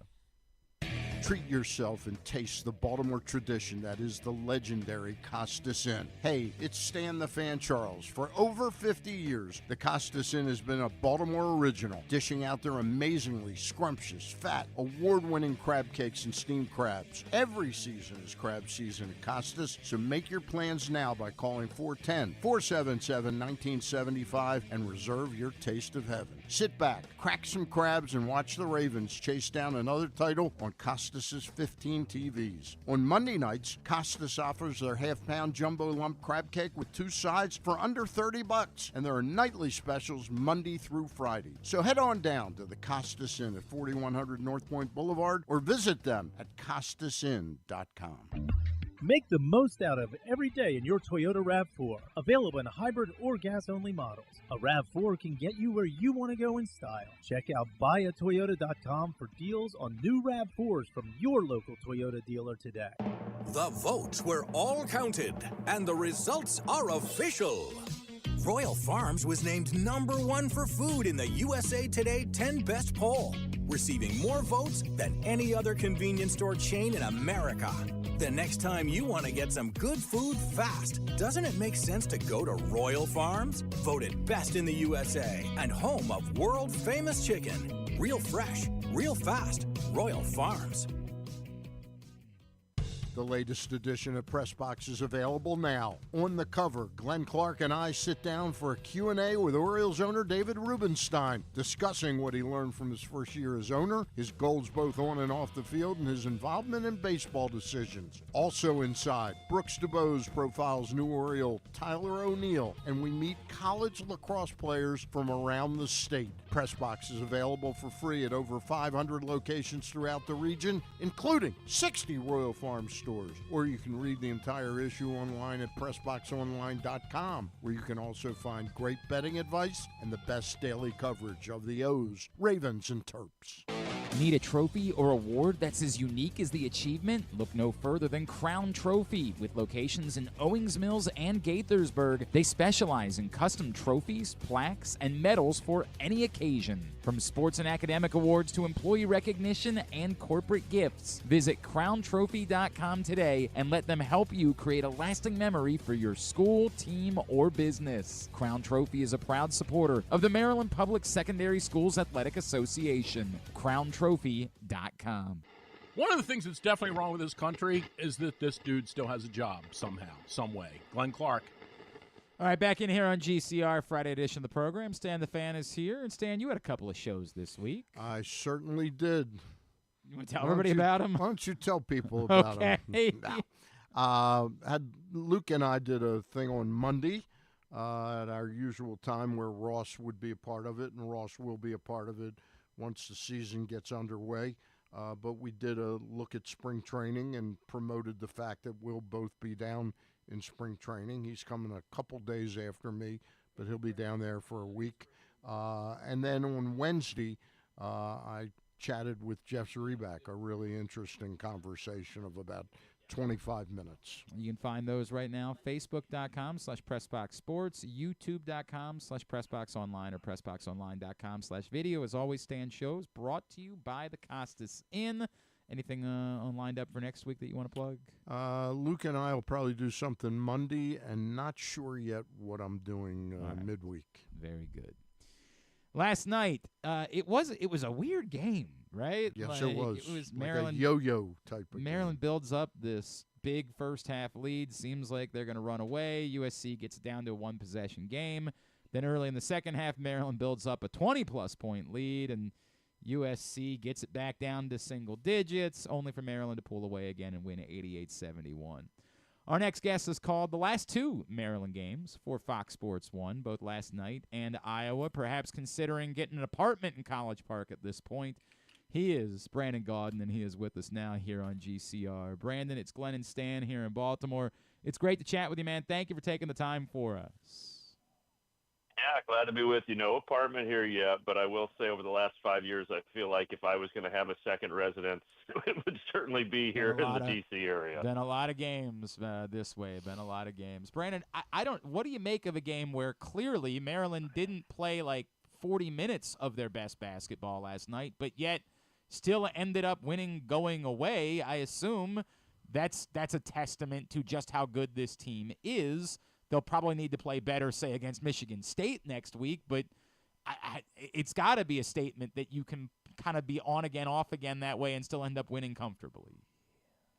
I think you're right. I think last year that's a game that Maryland maybe wins by a point or two or loses by a point or two, and this year they didn't play their best. They probably played a B to a B-minus game, and they beat a USC team that on paper isn't that great, but really if you look deeper, they're not that bad, and they've got a lot of talented transfers that were high-level Division I players. So I think you're right. It's a good point that if the Maryland fans are at all upset with how maybe there were some lulls last night, take that with a grain of salt and think overall we're 21-6, we're 11-5 in the league, and with that starting five that is so darn talented, this is a team, and we talked about it last night on air. There's no doubt. I'm not saying they will, but this is a team that is built to make a run in March.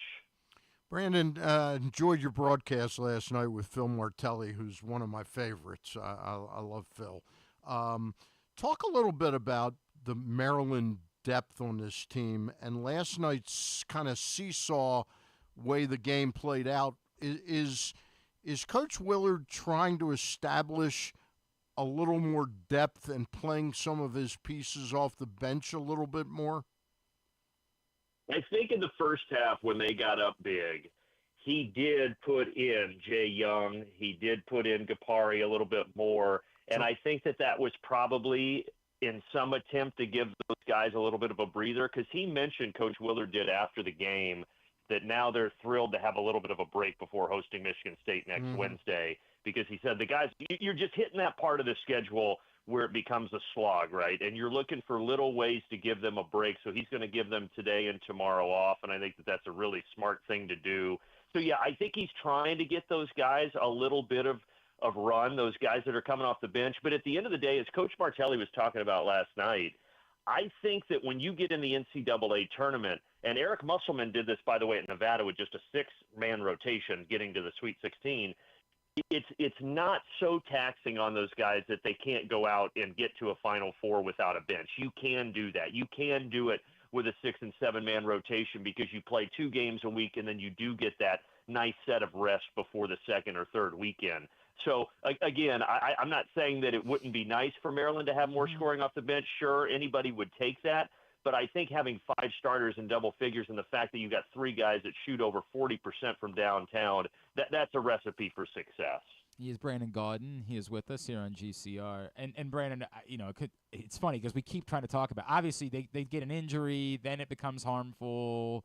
You get the wrong foul trouble in a game, that becomes harmful. But to the point, like, you're going to trim your bench anyway in the NCAA tournament. You're going to leave your best players out there. So it might just be these 5. I do want to bring up, because the 5, the crab 5 as they're calling it, right? It's arguable, and we were talking to Phil about this yesterday. Like, it's one of the best in the country, this group of 5, right? But did you sense at all last night that maybe there was a bit too much hubris? Like, it felt like they were, a couple shots fell, and then they were just happy to take shots. Like, we know we can hit these, so we're not always going to work the complete set or work through the post. The first time we get a look, we're going to go ahead and take it because we believe we're that good of a shooting team. Yeah, and so we went inside the huddle with Kevin Willard at I believe it was under 8 media time out of the first half. It was after they had built up the lead, and then they started getting sloppy and taking bad shots.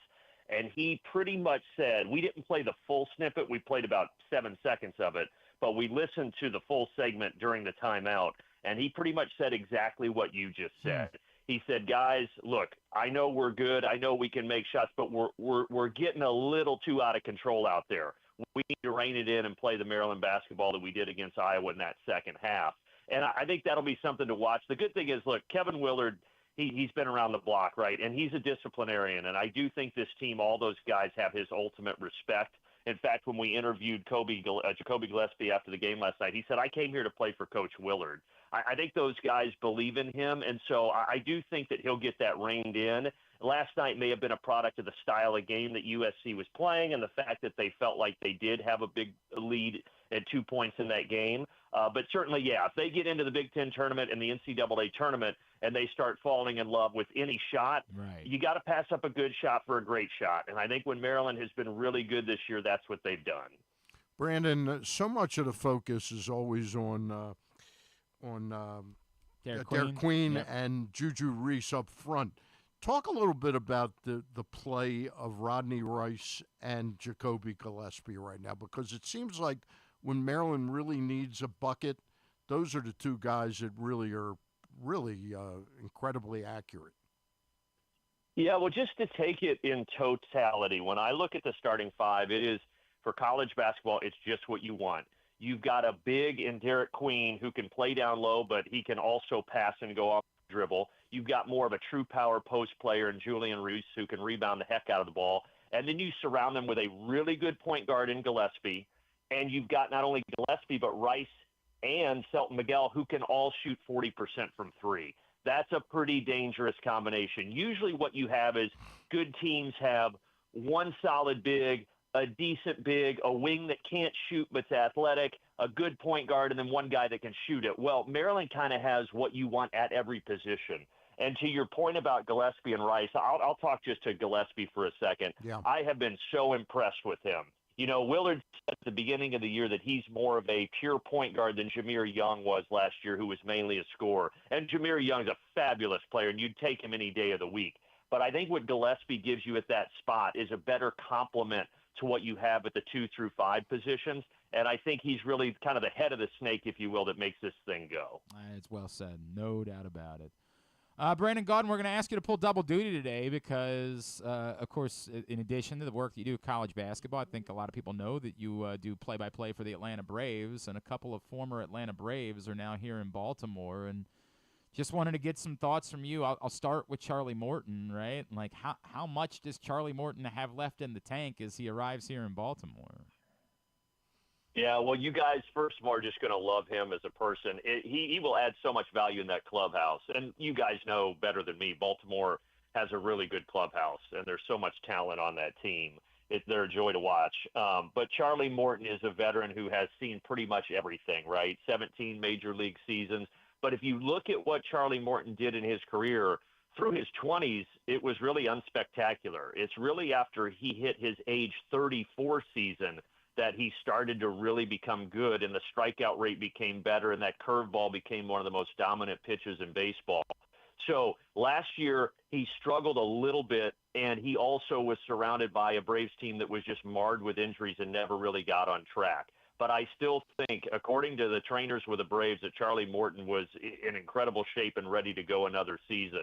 The Braves would have been happy to get him. I just think that the asking price that the Orioles were willing to pay was a little bit more. And I think that Charlie Morton, look, he's not going to be your one or your two, but to have him on the back end of that rotation, and again, what he can bring to the clubhouse, I think will really be an invaluable piece for the Orioles. Looking at that club this year, what kind of shape do you anticipate Acuna will be in, and what kind of contributions will he be able to make right from the get-go? And how do they replace Max Fried and Charlie Morton? Yeah, so for those who don't follow the Braves, Acuna was the MVP a couple of years ago. He tears his ACL early last year. And then the Braves, one of the most dominant young starters in baseball, Spencer Strider, who was one of the odds-on favorites to win the Cy Young, he injured his elbow and had to have season-ending surgery. So that threw the whole year kind of off kilter. Those two guys figure to be back late April, early May. And if that holds, I think this is a team that, look, they're not on paper as talented as the Dodgers. Everybody gets that the Dodgers are the most talented team. But if those two guys are healthy, it's a team that can push the Dodgers in the postseason and make them uncomfortable. So Strider, if he's healthy, answers the questions about your rotation, because the Braves have Chris Sale won the Cy Young last year. So with those two and Ronaldo Lopez, they've got a really good established core of pitchers. If they can just get Acuna back and healthy, producing in right field, then this is no doubt a Braves team that should make the postseason for a ninth consecutive year. And then the other former Brave that ended up in Baltimore this offseason, Ramon Laureano, who seemed to really have a nice bounce back in Atlanta last year. The expectations are low, right? He's not coming in here to play every day, but it seems like if you can get that version of him, that can be really helpful for this team. Yeah, the Braves felt like they didn't need him anymore because they're figuring on Acuna getting back, and I certainly understand that. But Laureano was – I'm not just saying this because I'm on with you guys. He was a savior last year. I think he's one of the biggest reasons the Braves did make the playoffs. Even though they exited early in the postseason, he provided stability and gave them huge timely hits. He's a strong guy. He's got pop in that bat, and he's a capable outfielder with a big arm. And so – look, if nothing else, he is another veteran serviceable piece that you like having as an option in the outfield, and his bat is more than capable, and Atlanta really needed it last year, and he came through in a big way. Is he more at this point in his career a purely platoon guy, and is he capable of playing some center field still at this point? I know you guys had Michael Harris, but can he play center field? He can. He's better in the corners at this stage, but he can, and he did play some center field last year and did just fine with it because he's got great speed. Yeah. So he can, but if you're asking preference, certainly I think you would like him in the corner of the outfield. As far as platoon goes, that was kind of the Braves' plan for him when they got him after the All-Star break, but he started providing so much more offense than Jared Kelenic, who's a left-handed bat, that the Braves were just pretty much rolling with Laureano at the end of the season. Okay. And once he started hitting, I think Brian Snitker said, well, let's just keep putting him out there, and that's pretty much what they did. Interesting. Brandon Gaudin, what's the schedule look like for you the next week or so? Got the Terps coming up? No, I'm done with the Terps as of now. I'm getting ready to fly out to Madison, Wisconsin. I've got Wisconsin and Oregon tomorrow to kick off the day for Fox. So it should be a fun one. Wisconsin, I know you guys have seen a little bit of them, but, man, they're good. They've kind of surprised everybody this year, so I'll be curious to watch them tomorrow. At Brandon Gaudin, as well as how you follow him. Brandon, really appreciate it, man. And, again, I imagine there probably will be more games and more opportunities for us to catch up. Thank you for taking the time for us this morning. Yeah, appreciate you guys having me. Take care. Brandon Gaudin with us from Fox Sports after calling the last two Maryland games. And, yeah, it was just a weird game last night where I never thought that Maryland was in jeopardy of losing, but it had a strange flow to it. I thought it was because he was trying to get some in the first half. play. That seemed the moment that he went to the bench, everything kind of went to hell in the first half. And in the context, it went batshit crazy. It did. In the context of we're desperate to try to find someone that can be a little more helpful off the bench. If Kevin Willard, if he stuck the truth serum in him and he said, I knew it was going to hurt us last night, but I'm so confident in that when I go back to the five guys that it's going to be fine, that I was willing to take that trade-off in hopes of getting quality minutes out of someone else because I don't really want it to be that I don't trust anyone off the bench. Yeah. I'd hear the argument for, okay, then it's worth that. It's a very difficult conversation because we can keep saying the same things over and over again. We have to be concerned broadly about the lack of depth that this team has. How concerned? I don't know. Until it's a concern. That's clearly, if someone gets hurt, you're really concerned. Because how concerned? Extraordinarily concerned. Measure the concern. If somebody gets hurt, you're in a lot of trouble because there is no one off this bench that you want playing 30 minutes. No one that you'd even be remotely comfortable with the idea of them playing 30 minutes. But if nobody gets hurt, now you're just talking about, do you run into the specific official who calls a quick whistle, and it's happened a few times on Juju Reese, because that means you're going to have to see more of Jordan Geronimo if Juju Reese gets into foul trouble. They have survived that a couple of times this year, but it's hurtful. It is. It's hurtful.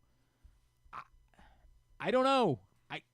It exists. It's going to be in the back of our minds. Juju Reese picks up a foul in the first 2 minutes of a game in the NCAA tournament. Right. It's gonna trigger you oh, he better not pick up another. He better somehow does he have to play differently because of the fear of getting?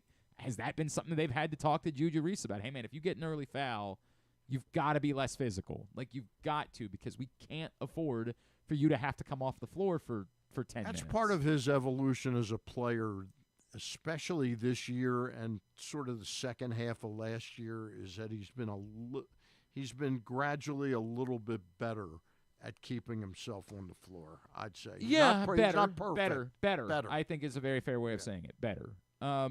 So that's something that we're going to be thinking about. But when everybody keeps saying this, they're right.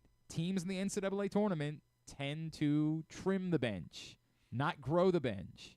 Teams that go 8-9 deep tend to be more like 6 or 7 in the NCAA tournament because they're the most important games, and you want your best players on the floor in the most important game. There's nothing that you're saving anybody for at that point, right? We got to win these games. So it might not matter all that much that they're not very deep as long as they avoid really bad foul trouble or an injury. Those are the two things that do become problematic. But we think about it all the time. The moment they went to the bench last night, they were going to run USC out of the gym in the first half. It was a laugher right till they went to the bench. Right till they went to the bench, and then all of a sudden it was a basketball game again for a little bit. The streak ends for Towson at 12. Do we take responsibility for having Spiro on yesterday? A few people brought that up. Yeah, I did see that. I don't think so. It's not like Spiro's the one on the floor making. Yeah, I don't like know. we I had would never have Spiro. We had I Tyler would say you got I to would just ban Spiro from now on. Wow, Yeah. because of that? Jeez, that's rough. because we had Tyler Tejada on and That's true, kept and winning. the win streak so, didn't end yeah, then. so That's a good point. I think, That's I a good think point. Jimmy Patsos not available? No, we wanted Spiro on because we did our rock and Mike roll. Gaffigan not available? Well, I mean, we wanted to do our rock and roll Mike Hall of Gaffigan's Fame very breakdown busy yesterday. So Mike's very busy. Yeah, very busy, man. Look, man, I joked about it last night. There is something to be said for what if they had I don't know. Don't carry the weight of the streak into the postseason. Right. Just don't have to think about it, talk about it, any of those things. Make that go away before the postseason begins. But as Spiro pointed out yesterday, still need to win to lock up the number 1 seed. Like, that's the part that can't turn into they, like, split their games down the stretch. And that William and Mary game next week is a really difficult game. Mm-hmm. It's not the end of the world to lose a road game in the CAA, but it can't turn into now you lose a couple and you fall out of that 1 seed and you're on the wrong side of the bracket for the CAA tournament. They turn around, they win tomorrow at Campbell, probably right back to all's good. Now, I think you only really have to win one of your next 2. Isn't that what Spiro said? Yeah, they win 2. They win 2, they're the 1 seed.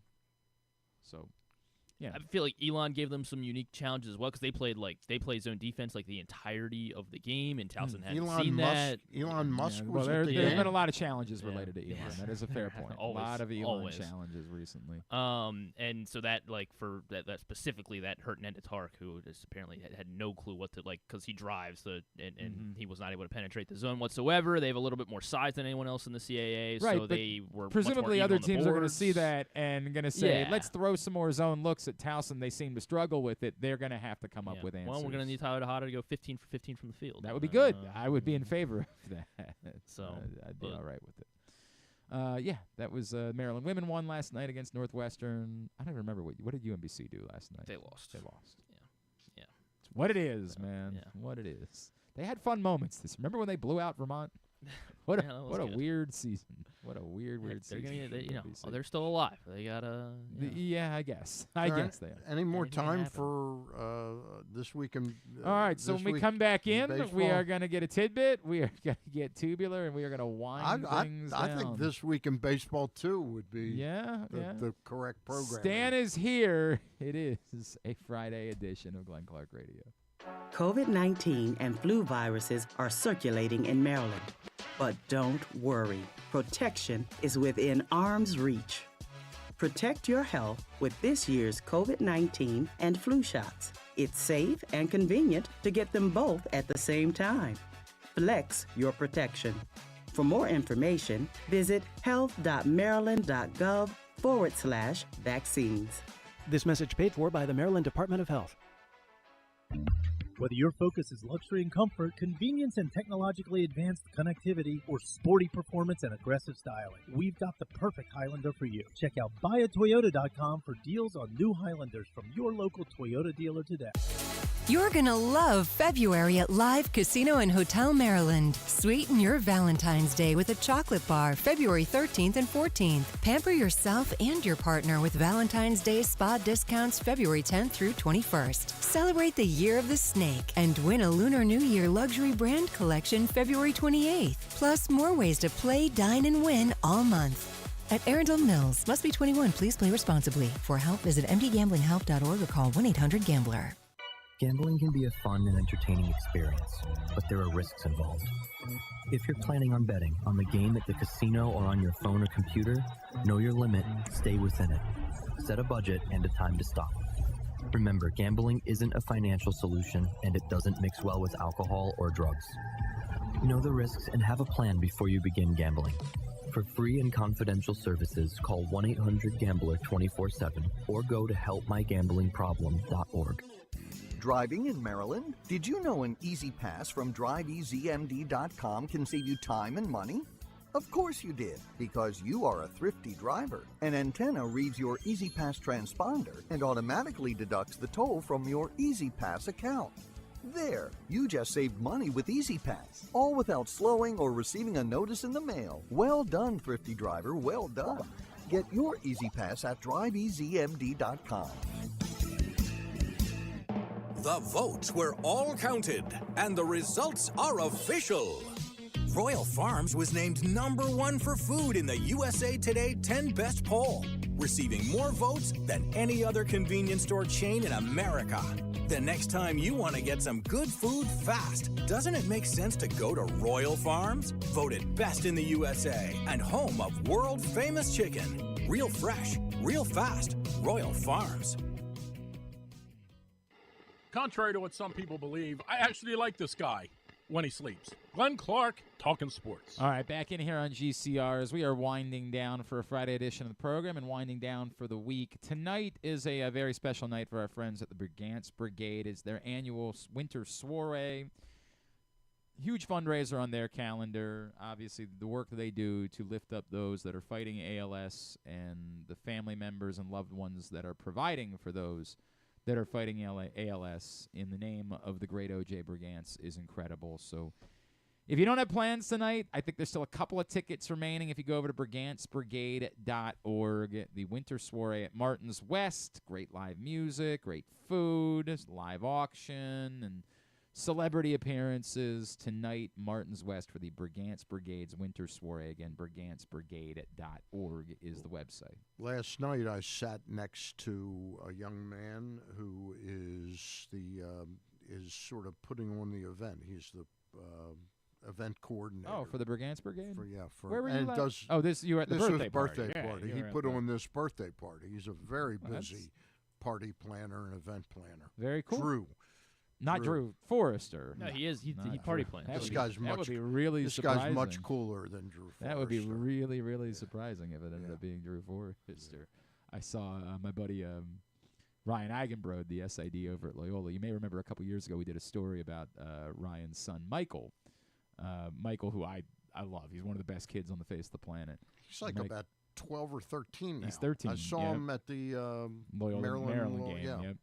And Michael's such a great kid, and he's been helping us out at Loyola for years. Since he's going to be like a PR director 100%. of the Orioles or something like that. So Michael is also a golfer, and I've known this for a little while, but Ryan announced yesterday that Michael committed to play for Drew Forrester at Calvert Hall. Big get for his career just went down. I know, that's the only thing I get. I feel terrible for. He doesn't know what hit him. Happy for Mike. I know Drew is really excited. Drew was really when we were talking about it. If he's got talent, Drew will bring it out. Drew was very excited about Michael committing to play golf. Is Drew's son a golfer? No, a swimmer. I mean, so I say that. Ethan has been playing golf. Right, but he's not into it. Not the way that you would think of Drew Forrester. Yeah, not that. Now, is he a really good swimmer? He's a good swimmer. You look at him and you would see volleyball player. Like he's 30 years old, man. I don't know how to explain it. Like I looked up one day and Ethan was a man. How old is he now? He's I think 16, I believe, 16 or maybe 17 now. Is Drew coaching him in swimming? I don't know if Drew has much to offer in that department. I don't know if that just one arm after the other. Yeah, right. Like don't drown. I think is what Drew. Just keep doing that swimming faster. Yeah. Sometimes it is tough for me. Like we had I mentioned we had the basketball playoffs for my older son last weekend. That fell short of the championship. God, fell a little bit short. But was there a lesson to be? Did his father teach him a lesson? I tried. Or did you berate him? I tried. You should have. This is my problem with and it's been fine with baseball because it's not the same thing. Whenever he has played a team sport that has involved getting after the ball, right? He's content to let the other kids do that. I don't want to get in your way. You guys do your thing, and I'll be in the area. I'll linger in the area, but I'm there if you need me. Yeah, there's no it's my ball. And there is a kid on his basketball team that is the alpha. Oh my God, this kid! There is no shot. This kid obnoxious is not, alpha or a good player. Well, a little bit necessary. Yeah, you can't. But a little bit necessary because nobody else is willing to. Okay. Nobody else is really trying to. He's getting all scraped up on the right.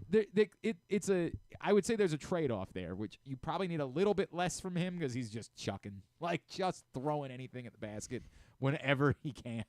So you probably need a little bit less from him. He gets his own misses, though, it sounds like. But what you really need is a little bit more from everybody else. You need a little bit more aggressiveness from the other players on the team. And because they're not really getting that, it kind of forces him a little bit further to this side.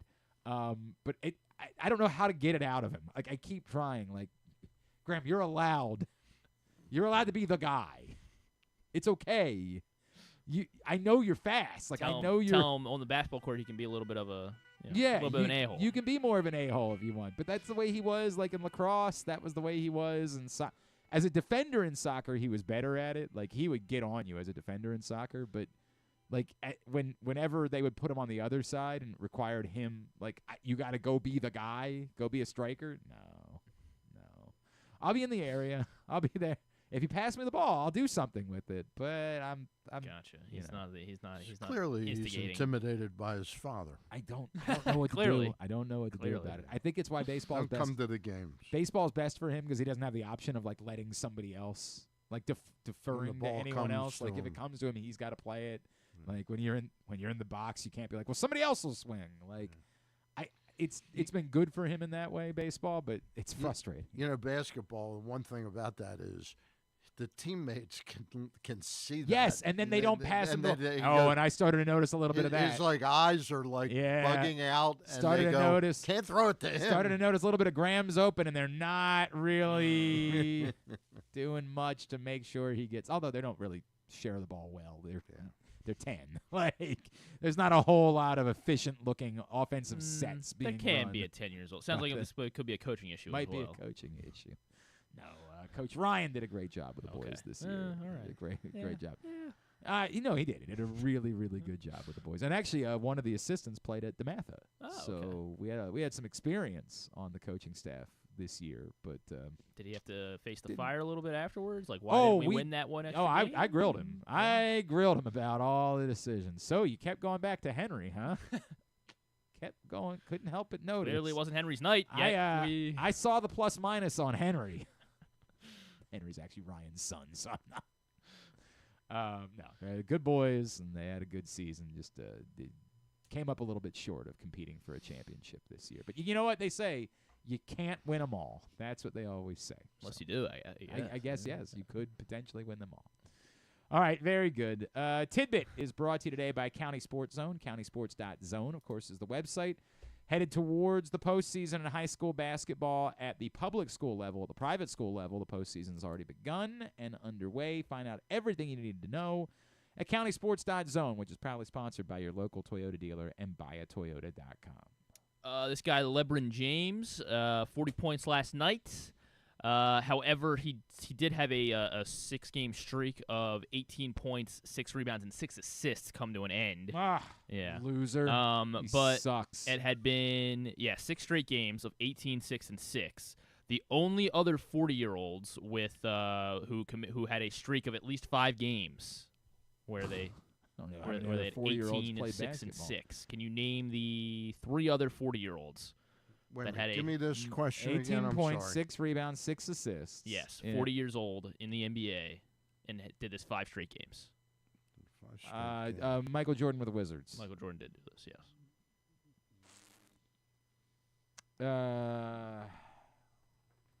I'm just trying to think of. Robert Parrish played into his 40s, but I don't think he did this. Not Robert Parrish. 40s. Yeah, the problem is coming up with guys that even played into their 40s. That's that's the real issue here. What are the stats again? How many points? 18 points, 6 rebounds, 6 assists. 18, 6, and 6. Like the problem is guys that you think of that played until elderly. Like Karl Malone didn't do that. Did he? Did he not? No, Karl Malone. Karl Malone. No, had a he streak had of 5 assists. games. In 5 straight games, yeah. That's stunning. That's stunning. Now, One LeBron's 40, right? Yeah. And has LeBron done it? He is who this tidbit is that's based how on. it started. I'll pay attention one day. Yeah, one of these days. Yeah. It's all right. Might help. It's all right. All right. So far we got Karl Malone and Michael Jordan. Mm-hmm. And we There's need one other. 3 more? There's one other. One other.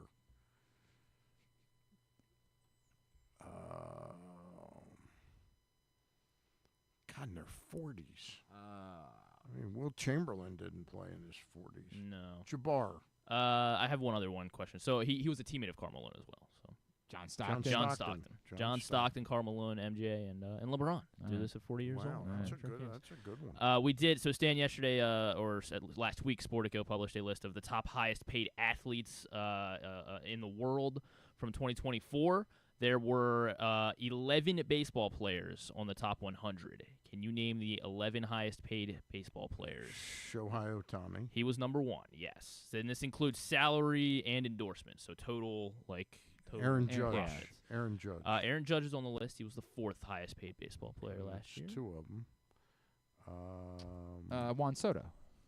Soto was not. Just because the salary was. Just because the salary was not high enough. Nolan Arenado. That's a good guess, but no Nolan Arenado. No Nolan Arenado. How about Mike Trout? Yes, Mike Trout. He was on the list. How about Bryce Harper?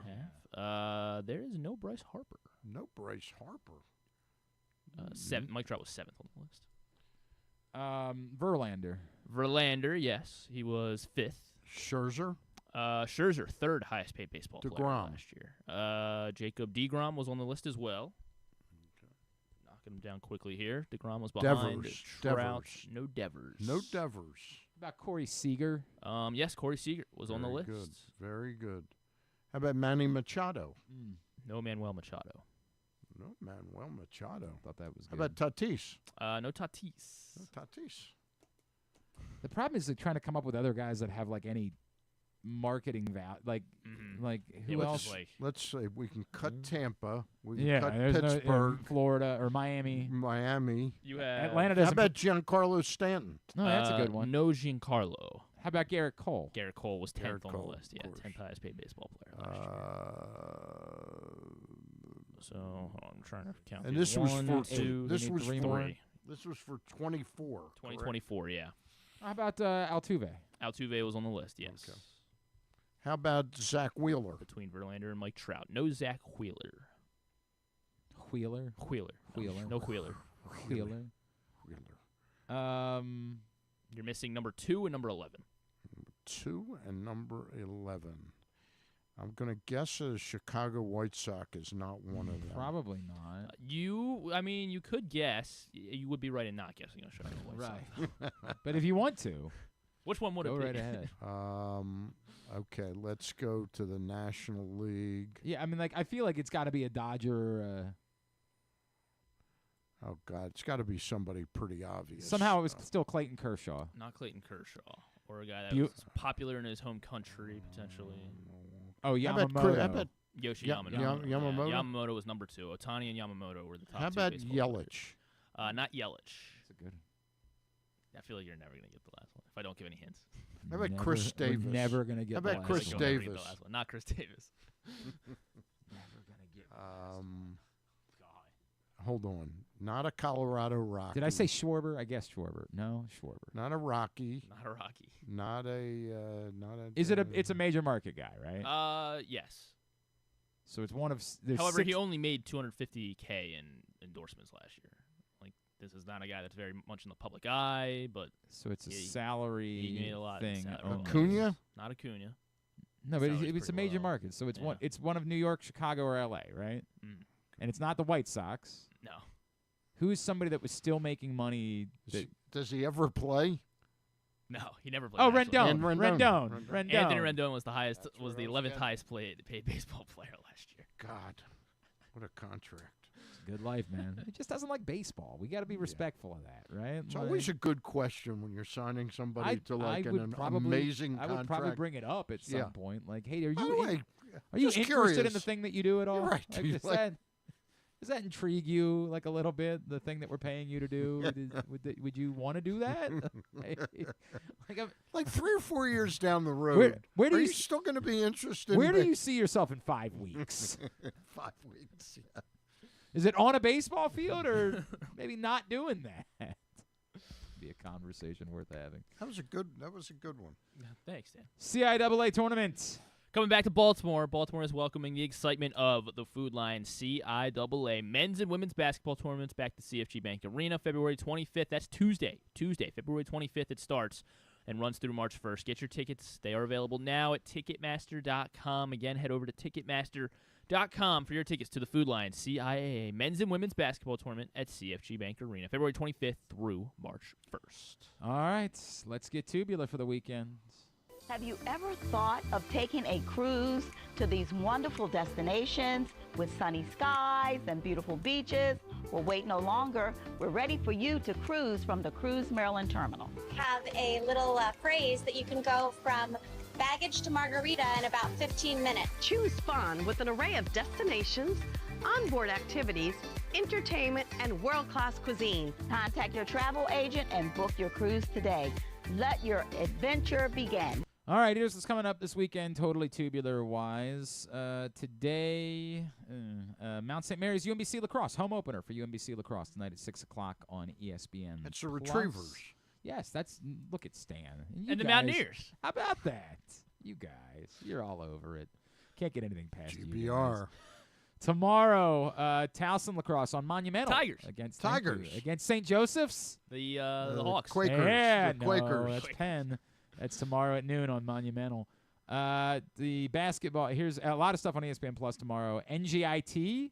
The I should know NGIT. Golden Eagles. No. Not the Golden Eagles. They are, what are they? It's like a guy. And he is a Patriot? No, he's not a Patriot. No, he's not a Patriot at all. He's what is the New Jersey Institute of Technology? Starts with an H. Why do I not know NJIT? What team? I should know NJIT. Wow. I have no idea. The Highlanders. That's correct. The NJIT Highlanders. Thanks, Stan's Dan. got you. Stop Don't it. worry. Stop Stan's it. got you. They are the That's Highlanders. exactly what they are. Where are they? Jersey. NJIT? No, where are they? New Jersey? Where are they in Jersey? Where's NJIT? I don't think it's Jersey I once City. made the mistake. That's Do you remember St. Tom? Peter's is. You remember Tom Keegan? Newark. Okay. The writer. Oh yeah, sure. I once asked him. He went to Marquette, and they had changed their name to the Golden Eagle. Right, from the Warriors. Yes. And I said, why did they name them the Golden Eagles? And this is on the radio. He goes, well, the golden showers were taken. Wow. I got to thank you, Tom. Wow. Bonus tidbits, Dan. Who are the other Highlanders in Division One? I don't know the answer. You don't know that one either? I think I do actually. That's why I thought they were the only Highlanders. I was like, they're not the Highlanders. No, who is it? Bradford. Oh, right. Bradford Highlanders. Yeah. All right, so yes, NJIT UMBC basketball tomorrow at noon. North Carolina Hopkins lacrosse tomorrow at noon. Blue Jays Tar Heels? Yeah, correct. Maryland Princeton lacrosse tomorrow at noon. Tigers Terps? Yes. Howard Morgan State basketball tomorrow at 4. Stan? Howard Morgan? The Buffalo. Close.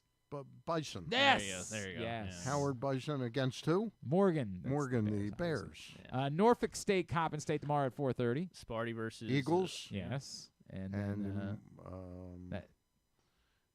he said it. I just said he it. did just say it. Yeah. Okay. Spartans. You can still guess. If you still want to guess, you can. Norfolk State idea. Spartans. It's the Spartans, yes. That's all on ESPN Plus. Tomorrow on Flow Sports, Towson Campbell at 2 o'clock. Camels. That's correct. Campbell Soup. It's the Campbell Soups. Yes, that's correct. Big Ten Network Plus tomorrow for Loyola Rutgers lacrosse at noon. We're not going to keep doing this. Navy Penn State lacrosse at 1. St. Joseph Maryland women's lacrosse at 3.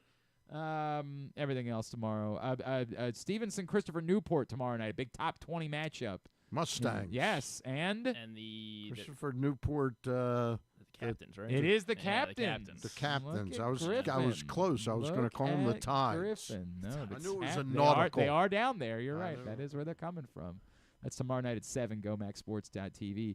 First Orioles spring training game tomorrow. Pirates Orioles 105 on Masson. Albert Suarez will be the first pitcher up for the Birds tomorrow. You can also, if you live elsewhere, watch it on MLB Network. So you got that going for you, which is nice.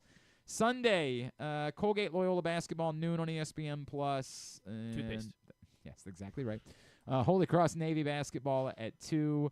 The Orioles game is also on MLB Network on Sunday as they take on the Phillies, and it's Cade Povich who will be the first pitcher up on Sunday. And that's that as far as what matters this weekend. Non-sports? Just a couple things. New episode of Severance, of course, on Apple TV Plus. Elevation is streaming now on HBO Max. This is Anthony Mackie. It's about that U2 song. It's just not a the whole U2 documentary song, no. about a forgotten U2 It is like a post-apocalyptic world, and survivors have to seek refuge in the Rocky Mountains because these aliens that took over Earth, they can't survive above 8,000 feet elevation. And they have to go back down into like Denver or something because they need supplies. Had something to do with being Rockies fans. No, that they were running away from the Rockies. Makes sense. Maybe that would make more sense potentially. Sense. Nosferatu is streaming as well on Peacock if anyone hasn't seen it yet. And How really about what? Jack? We talked about that yesterday. Reacher. Yeah, Reacher. Of course, Reacher. Rewatch season 3. Rewatch the first 3 episodes since you already watched them last night. I'm sure. It's 3 episodes. Yeah, 3 episodes. 3 episodes. Yeah, they can't. Yes. Chris Stefano has a comedy special on Hulu. And 1,000 Blows from the creators of Peaky Blinders. So if anyone liked Peaky Blinders. I did like Peaky Blinders. It was very good. 1,000 Blows out on Hulu as well. 2 friends from Jamaica head to London in like the late 1800s. And they get they're boxers, but they find themselves wound up in the London crime underworld. All right. There's nothing to do with Jack the Ripper. Yeah, tell me if it's good, but not in the preview. I didn't. No one told me that. Did you hear that story this week about Jack the Ripper? He's back. Yeah, that's weird. Surprising. They think it's. Oh boy. No, they think they genetically know who he was. Oh, okay. That's interesting. That is interesting. He's a descendant of Glenn Clark. Man. Yeah. Careful.